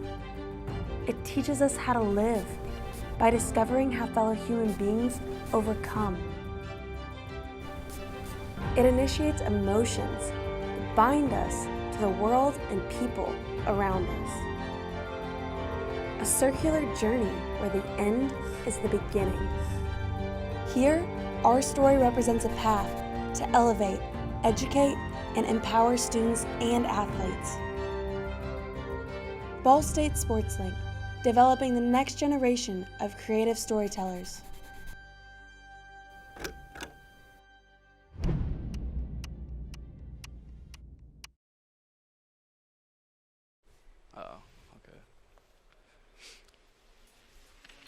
We welcome you back to Ball State University's NFL Pro Day from the brand new Scheumann indoor facility. How about it? It looks really nice. It's been certainly very nice in here. Ryan Klimcak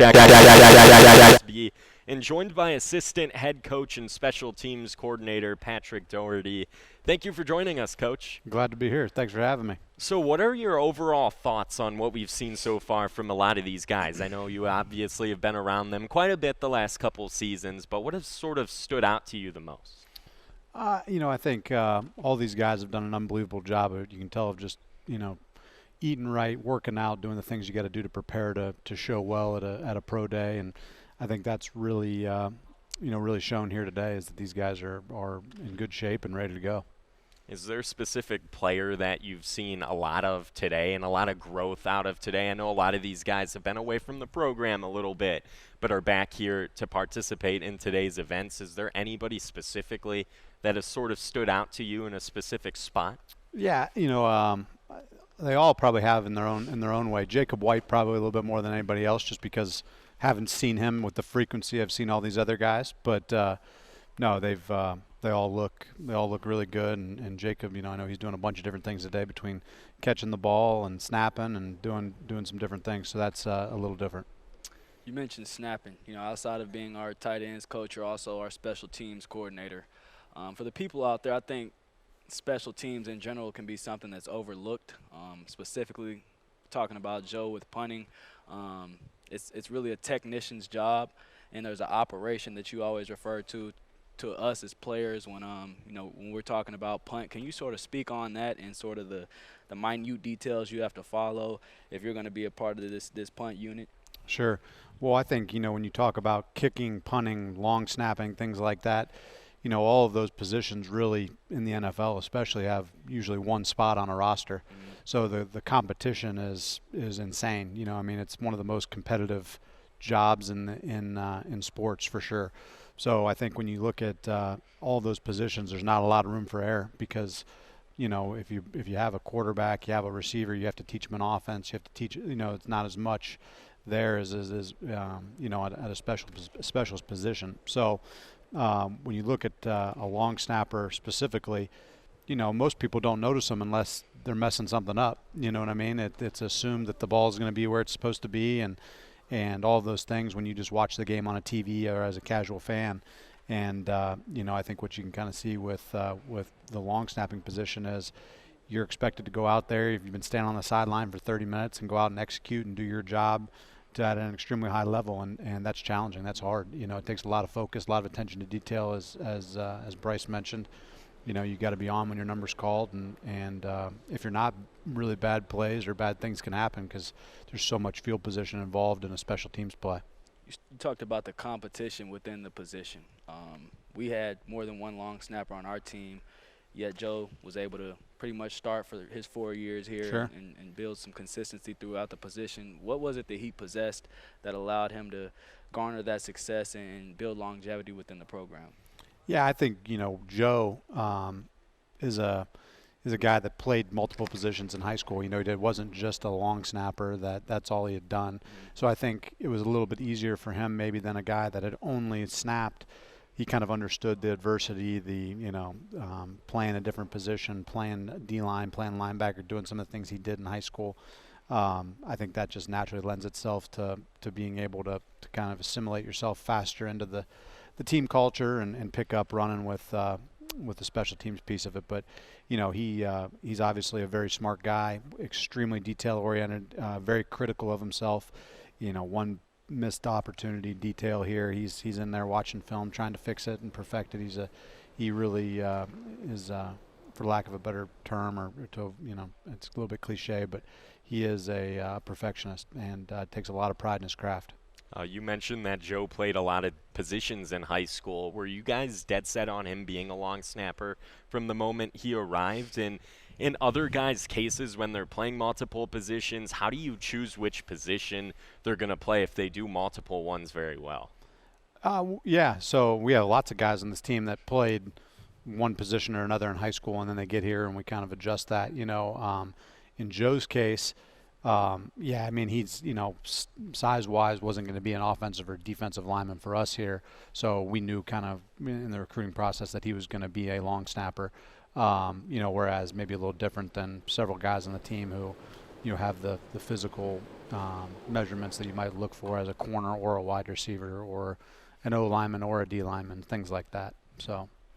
You talked about guys playing multiple positions, and that's kind of ironic because, as you stated, we see Jacob White out here practicing snapping as well. We've seen him play fullback. Obviously, he played linebacker here. Can you kind of speak to that and sort of how that came about? I know I spoke to Ryan earlier. I saw him sort of partake in that midway through his senior year, sort of getting reps with Joe. But can you kind of talk about that process and how that came about? Yeah, I think anything that you can do and we talk about this, with guys all the time. The more skills and the more things that you can bring to the table, the more valuable you are. The better chance you give yourself. So when you're looking at a guy like Jacob, it's just another skill that, hey, if I'm an NFL team or I'm another team looking for a long snapper, hey, this guy's a linebacker, he can long snap. And I think, it kind of lends itself to the position, especially in the NFL, where those guys have to be pretty good athletes. They have to be able to, they have to be able to protect, they have to be able to cover, they have to be able to tackle.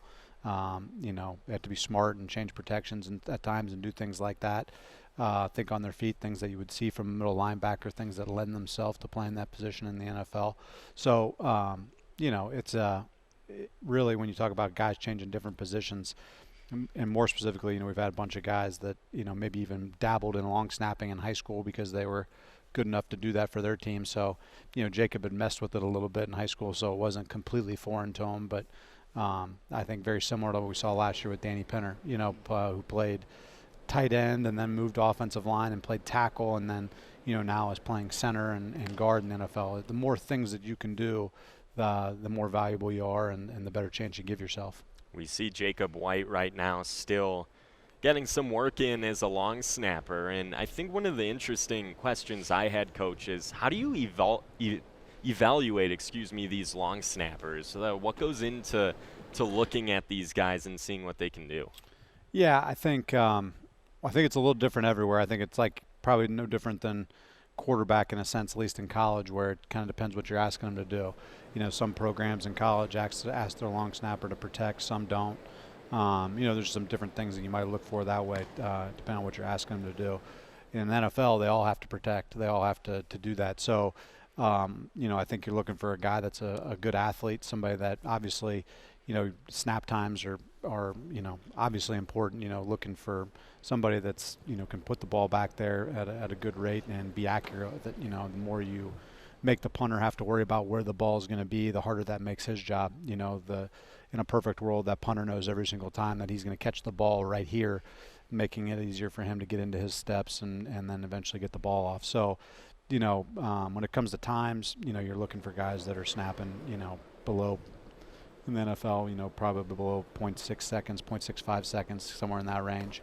Guys that can also do that, protect and cover, get down the field and make tackles. When you look at a lot of NFL long snappers, they played other positions in high school and college and, played linebacker, played defensive line, played, things like that. So, being an athlete and being an overall football player is, a big time is very important in the NFL for sure. Having come in with Joe, I'm aware others may not be, that he actually entered the program as a walk-on and worked his way into getting a full scholarship. Can you kind of touch on what led to that decision and sort of just how he worked his way up the hierarchy into earning that scholarship? Yeah, Joe's been an absolute blast to be able to work with for 4 years, and definitely going to miss him. He came in as a walk-on, as Bryce just alluded to. And, kind of what we told him and his family when we recruited Joe was, hey, listen, if you come in and you earn the starting long snapping job, there's nothing better than us rewarding you with a scholarship. That's what we'd like to do with everyone we bring into the program as a walk-on, really. I mean, if we can reward guys in our program, Antoine Davis being another one that came into the program as a walk-on, it's a lot easier, no different than in business world, like keeping clients that you have rather than going to trying to find new ones. If we can do a good job of bringing the right type of walk-ons and then guys that are going to work hard and develop, it's awesome when you can reward them. And Joe did an unbelievable job since the day he stepped on campus here. In the classroom, off the field, in the community, was on the leadership council for multiple years here. Just everything you're looking for from a person, a student, and a football player. So. That I think that all those things play a part in earning a scholarship, but obviously did a great job on the field, and like I said, we're definitely gonna miss him around here. Without question, a fun player to watch these last couple of seasons. Well, Coach, thank you very much for joining us here on set. Oh, thank you so much for having me. Good to be here in this new indoor. Good to be sitting next to my guy, Coach Cosby, as I call him, and hopefully we'll see you guys back out here doing something like this in spring ball. Awesome, Coach. Well, thank you. Enjoy the rest of Pro Day, and we will take another quick break. This is Ball State NFL Pro Day. We will be back with more after this.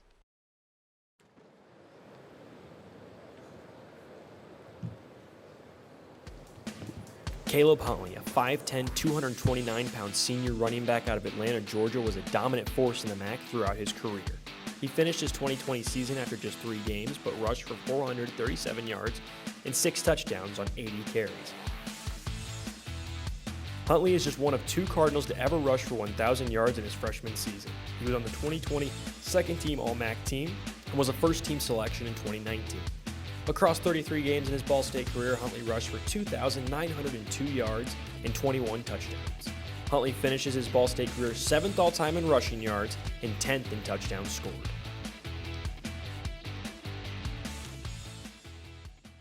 Back here covering the Ball State University Pro Day here at the brand new Scheumann Indoor Football Facility. Ryan Klimcak alongside Bryce Cosby, now joined by Ball State running back Caleb Huntley. Caleb, first of all, you just finished workouts. How's everything going?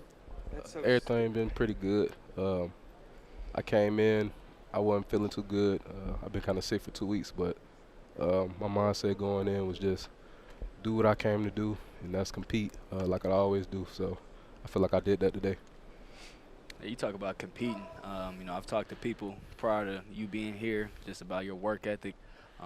Me being around you for 4 years, I think back when we first came in together, I can remember calling my mom during camp, like, Mom, this dude I came in with, he plays running back. He's running over. It's our true freshman year. He's running over seniors. This is crazy. I've never seen nothing like it before. But just talk about your mentality as a runner, because it's honestly something I've never seen before.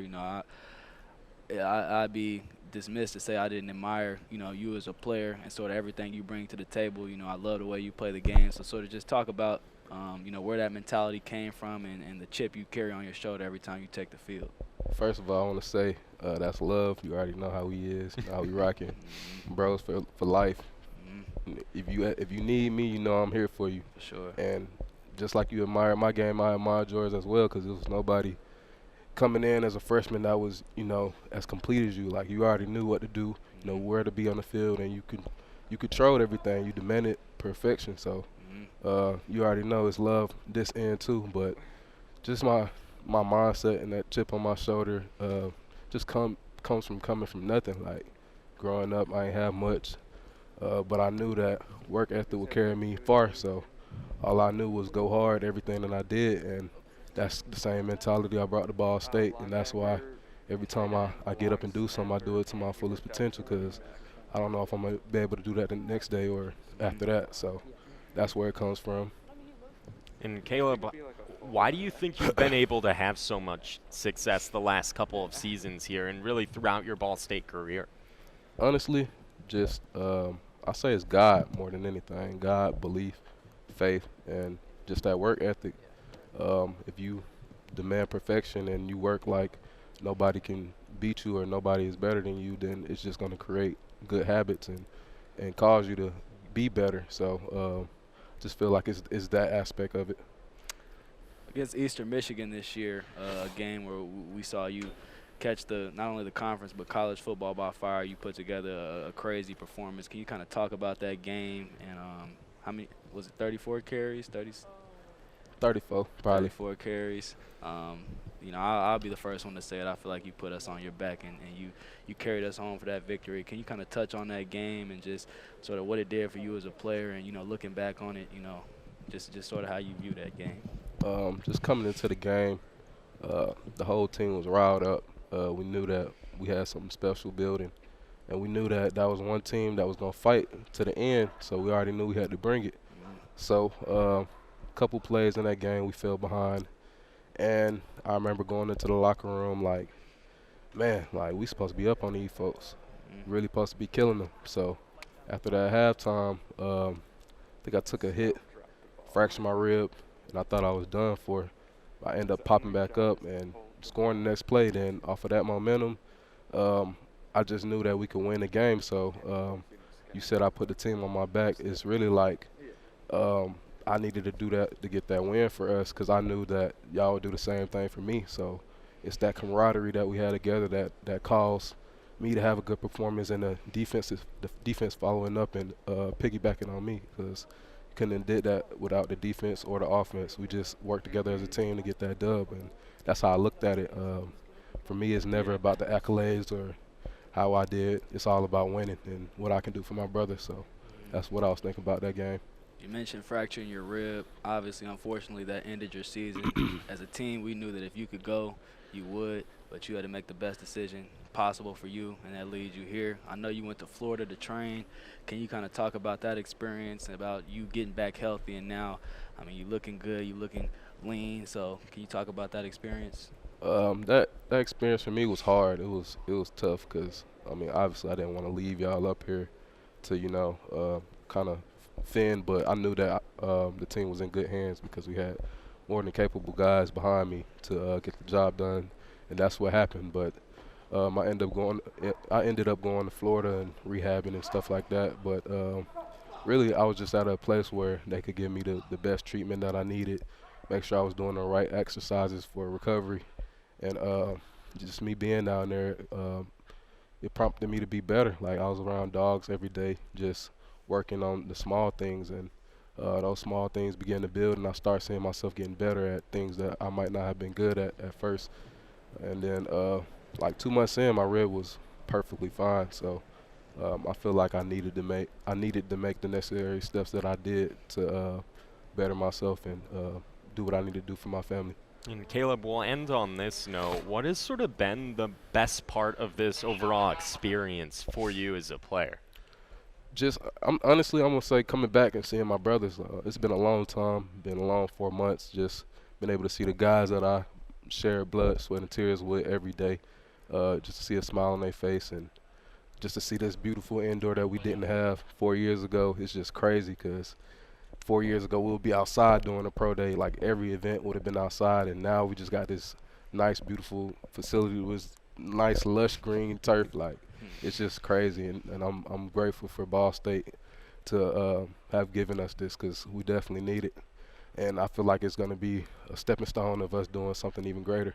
Well, Caleb, it's been a pleasure covering your career here in SportsLink and really watching you as a player the last several years. Congrats on everything, and best of luck to you, too, as we move forward. Caleb Huntley, everyone. We will be right back with more coverage of Ball State University's NFL Pro Day.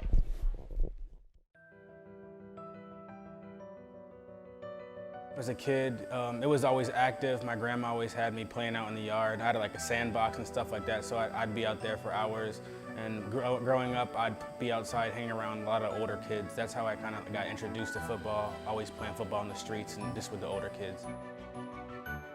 My relationship with my grandma was very good. She was basically my mother because my mother had me at a very young age, so she was the one who stepped up and was providing more of a mom figure to me. I'm a grandma's boy and I always will be, so that is my favorite person.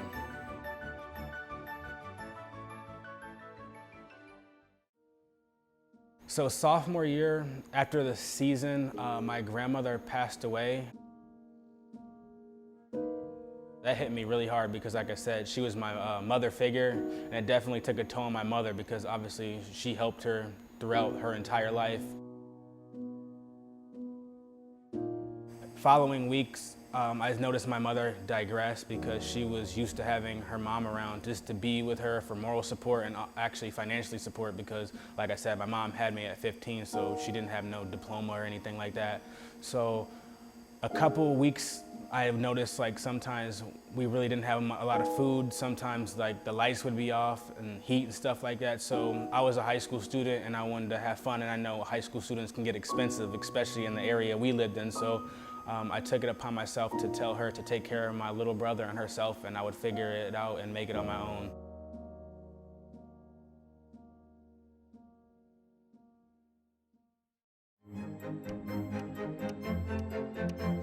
Back from the Scheumann family indoor football facility to the brand new facility for Ball State's Pro Day, joined by Joe Greenwood, a long snapper here at Ball State the last several seasons. Joe, thank you for joining us. Thanks for having me.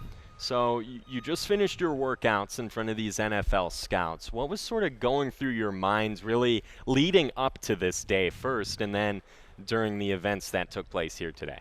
Leading up to today, it was just perfecting my craft, snapping 3-4 times a week, getting ready. Today, nothing really went through my mind. I was just snapping, doing what I do. That was it. Talked about perfecting your craft in terms of snapping. I talked to Coach Doherty prior to talking to you. Yeah.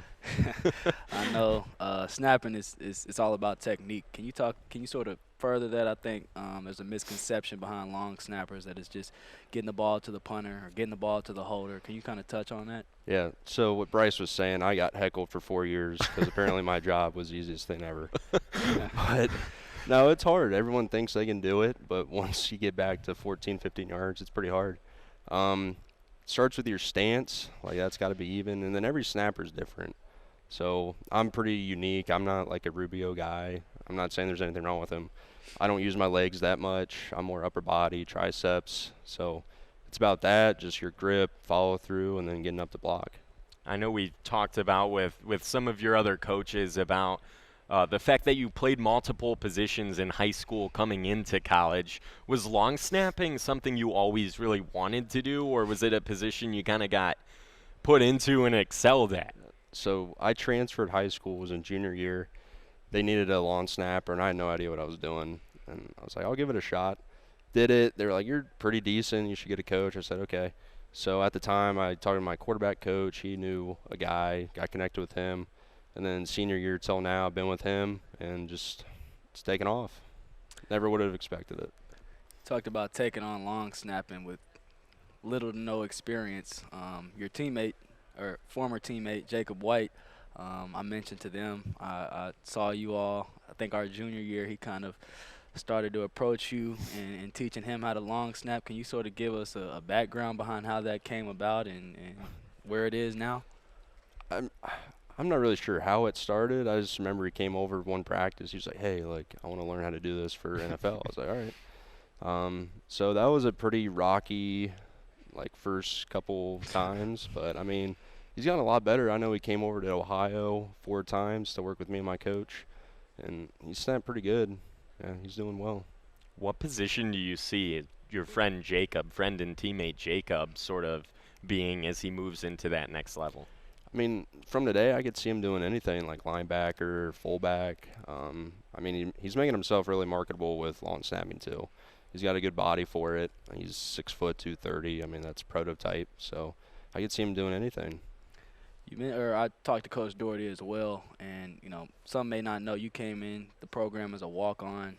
You worked extremely hard. I saw it on an everyday basis, and worked your way up and was able to earn a full scholarship. Can you sort of recant that moment and sort of talk about, how that felt and, sort of just that experience within itself? Excuse me. So Doherty tipped it off. It was Christmas Eve after sophomore season, and he was like, hey, good job on your grades this semester. I was like, thanks. And he was like, Merry Christmas. And I texted back. I was like, it's Christmas Eve. He was like, hey, let me call you here in a second. And I was like, all right. He calls me. I forget what he said, and then New comes on. I was like, oh. Pretty much told me, like, doing a great job and getting on scholarship. And it was a great moment because coming in, like, I had no aspirations playing college football. Like, I didn't think I was, let alone D1. So it was pretty humbling and exciting, to be honest. And Joe, we'll leave you with this kind of question to end on. What has been your biggest takeaway from this overall experience, and what has been the best part of this experience in getting ready and being able to participate in front of these scouts? I think the biggest takeaway is just the details. Like, every day it's the same thing. And it gets boring, but, I mean, you got to do it. Like, every day was the same day for me. I had Chipotle every day for lunch because I knew I needed it. It was healthy. Yeah, just the details. And then we'll see what happens now until draft and go from there. Well, Joe, thank you for joining us. It's certainly been fun to watch you the last couple of years and in talking to you, and best of luck to you moving forward. Thank you. I appreciate it. More Ball State Pro Day coverage coming next.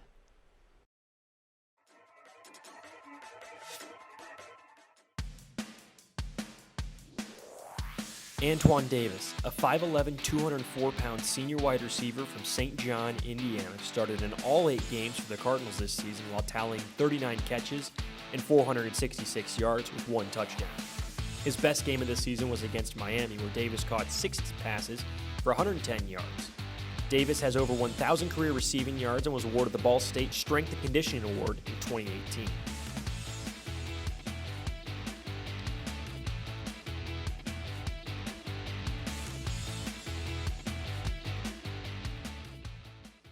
Back here from the Scheumann family indoor practice facility, Ryan Klimcak alongside Bryce Cosby, joined by wide receiver Antoine Davis. Antoine, you had a good workout out there in front of the scouts, ran some drills. What was sort of going through your mind throughout this entire day and throughout this entire process? Really, I just kept God first and trusted my technique. I've been doing this a long time, preparing for this, so it was just key for me to stay focused and worry about one drill at a time and not really focus on the time or number. You just got to do it, because if you think too much, you'll get in your head and that'll mess you up. I know after the initial testing between, the 40s, the verticals, things of that nature, I could see it in your eyes and just, your demeanor that you were anxious to get to the field work. Can you kind of talk about, your confidence in your game on the field? I've seen you work tirelessly, after practice on your routes, on your hands. We spoke about your hands earlier. Just talk about your approach towards your game and, how personal you take this field work. Yeah, definitely. I was looking forward to getting on the field. Like, the testing is what it is. I felt like I did a good workout and produced good numbers. So going onto the field, that's where my comfort zone was, because like you said, I've been doing this a long time in the summertime, practicing the top of my routes, all that stuff. So when I got on the field, I had ultimate confidence going into it. I've been working out these routes for a long time, so that's where I really showed the scouts, the money maker. That's where I really made my money, because I feel like at the end of the day, you got to play football. It's not about getting in no three-point stance, running no 40-yard dash. How you going to react in full pads with people tackling you and you have to run around people? It's all about the football stuff. I talked to Coach Lynch about your hands, your catch radius. I've seen time and time again where we've had practice together, and, I'm a DB. One of my corners, maybe even me, I'll be in position, and Twan will miraculously come down with it. And same thing in games. Kind of talk about what you did personally to get your hands to the point where they are today, and sort of just the miraculous attention to detail and, honing in on your craft that got you to this point, and in turn, granted you this opportunity for this pro day and this attention from NFL scouts. Yeah, definitely. The first thing I want to say is just thanking God, because without God, I wouldn't be here. He gives me this talent. He blessed me with it. But in order to increase that, I had countless hours of doing a lot of tennis ball catching, just different type of tracking stuff with the ball. A lot of countless hours going into it. It's crazy to think I went from D2 to Ball State to all this now. So, I just am never satisfied, meaning I'm always going to keep working, and I'm always going to keep continuing to be better than I was yesterday. And what do you think it was that has allowed you to grow into the wide receiver you became here at Ball State? I just think it's a lot with me growing and a lot of my teammates and my coaches pushing me. Like Bryce said, I feel like our defense and going against guys like Bryce, Antonio, AJ and stuff like that, that really pushed me to become better. And then when I got in the field, it was easier because I was playing with the best of the best. They would push me. Anytime I would mess up, I'd go to them and ask them what I did wrong, and they would tell me. So I just think it was a lot of the competitive atmosphere that the offense and defense brought in practice. You received the Strength and Conditioning Award while you were here at Ball State. Can you kind of talk about your approach to the weight room and how serious you took it and how you were able to reap the benefits of that on the field? Yeah, definitely. I think the weight room is extremely important, just because if you're a fast guy, why not be fast and strong? So I just feel like the weight room can separate you, because if it's all fast guys and there's one guy that has both, then obviously he has an advantage. So I think it's really important to strive in the weight room, not only for your strength-wise to be able to out-dominate your opponent, but injury-wise. It prevents a lot of injuries and stuff like that, making sharp cuts, putting your body in weird positions, especially on the vertical, because like looking at videos, it's weird when you land, because you'll land on one foot and your leg is twisted, and you're like, how did I not just rip something open? Right. It's insane how much the weight room helps you with preventing injury. And I know these NFL scouts are sort of running the show here at these pro days. Was there anything that sort of had you unexpected or caught you by surprise? No, not really. I just know and got told that sometimes they might try to rush you through drills. So if I needed time and I wasn't ready, I'd just tell them, give me a minute. I need to get ready and get prepared. Have you received what's some of the feedback you've received from the scouts that you've talked to through this process, and that's what they like about your game and what they like that they've seen on film from the past season? I would say they like the way I catch the ball and I attack the ball. I would say my catch radius and my route running.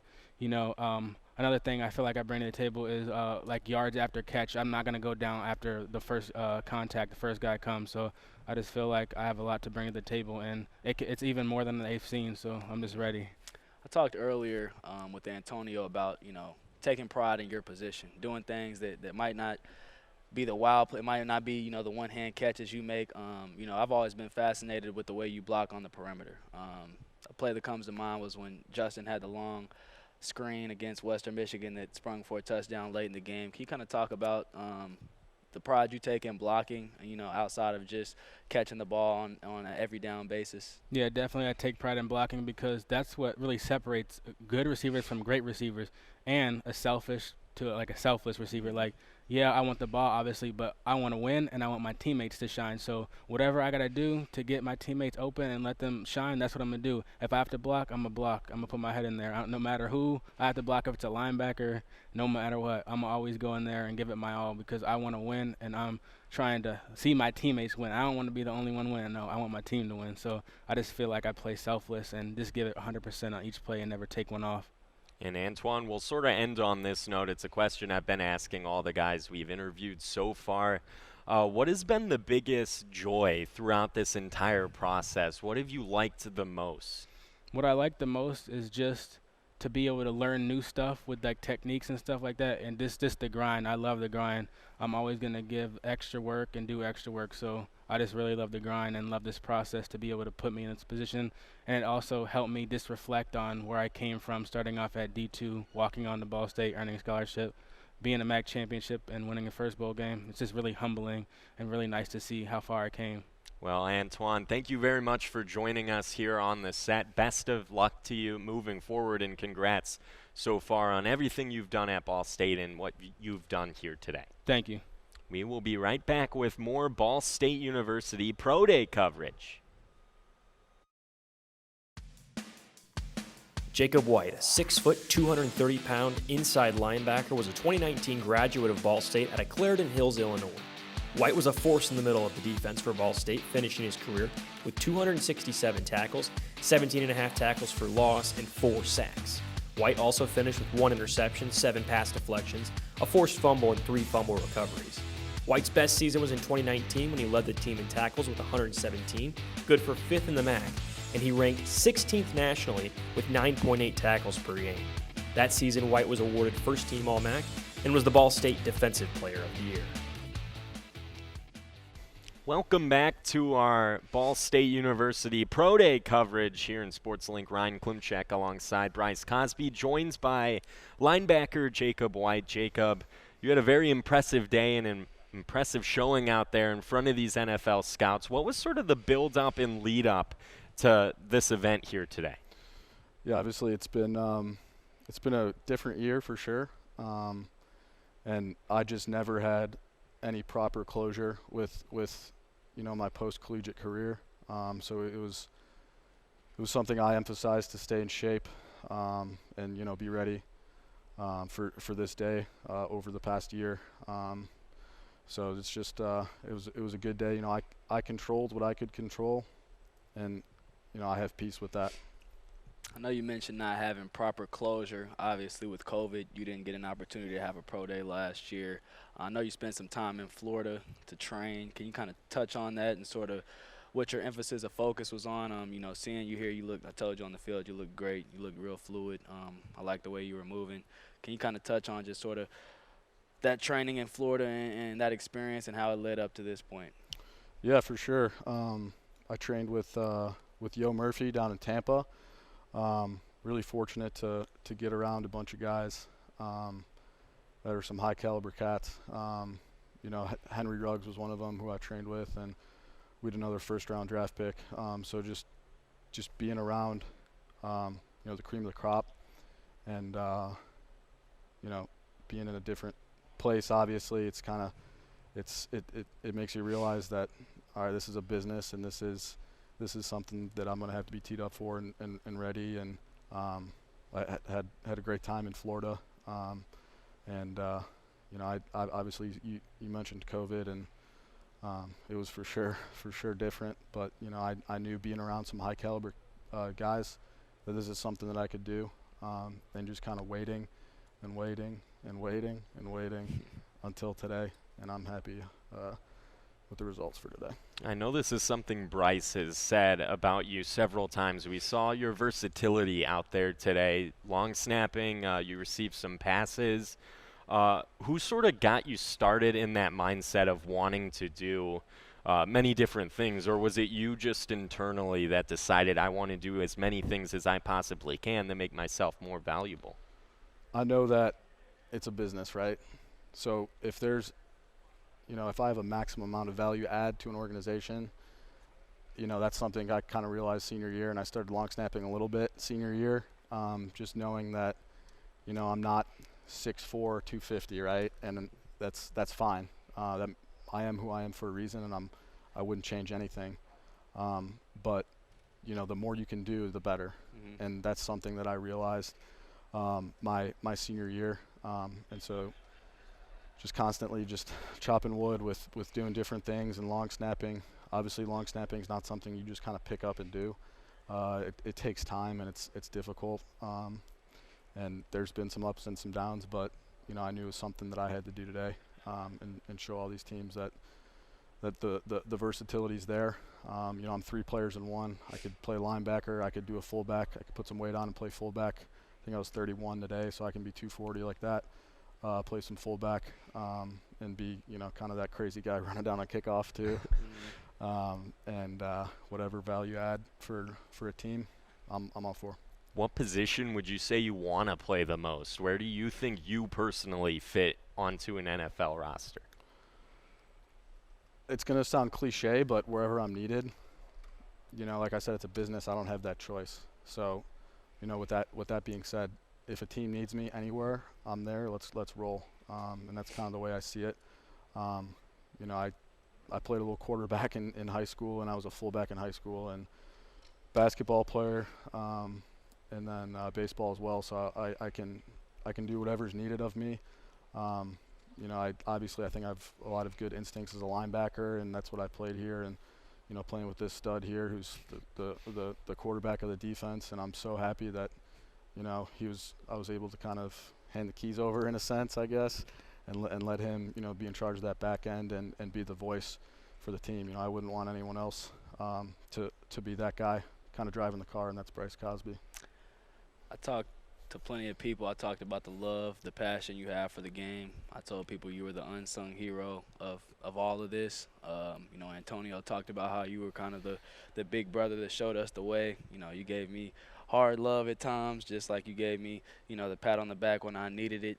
Can you kind of detail some of the sacrifices and just things you had to go through in this program to see all this into fruition now and the outcome of, obviously a championship, but I don't think people realize some of the things you, Danny Penner, people of that nature had to go through to get the program in the position that it is now. Yeah, for sure. I don't know if you saw the Last Dance, but there's an episode where, MJ people talk about him being the villain, right? And some his teammates didn't really like him, right? But he had the foresight to understand that he was going to push people and get in people and push people, maybe get in some people's face and understand that it's the long game that he's playing, and in terms of accountability. And that's kind of like what I did. I know I wouldn't say I was like the bad guy, but if there was something that, I saw that, obviously, as you know, that maybe was a bad habit or something I didn't like, I would speak up and say something, because I know if you don't do that, then someone else can do something else, and it just adds up, and before you know it, you're not accomplishing the goals that you set out. So leadership has a price. Leadership has a price, and maybe the price is friendships, maybe it's something else, I don't know. But at the end of the day, when I look back at my career, and you're the same, in 20 years we come back for the 20-year golf outing, you're going to have a peace of mind knowing that you held everyone to a standard, and you made everyone accountable, and that translated into a championship season. So I didn't make any halftime adjustments this year. I didn't make any tackles this past year. That was you. That was you guys. Appreciate so you deserve everything you guys have had, and I couldn't be prouder. I'd be lying if I said I didn't shed a tear when you guys were holding up trophies. So Yes, sir. it has been a magical year for y'all. Well, Jacob, we certainly appreciate you joining us here on the set on this special day and big day for you guys out there in front of these NFL scouts. And congrats on a terrific Ball State career, and congrats on all the hard work you've put in leading up to this point, and good luck to you in the future as we move along here. Yeah, thanks for having me. Really appreciate you guys setting this up. SportsLink obviously is best in the country. I think it's not even close. So, thanks for having me. Well, awesome. Thank you, Jacob. Jacob White, everyone, linebacker for Ball State. We will be back with more Ball State University Pro Day coverage.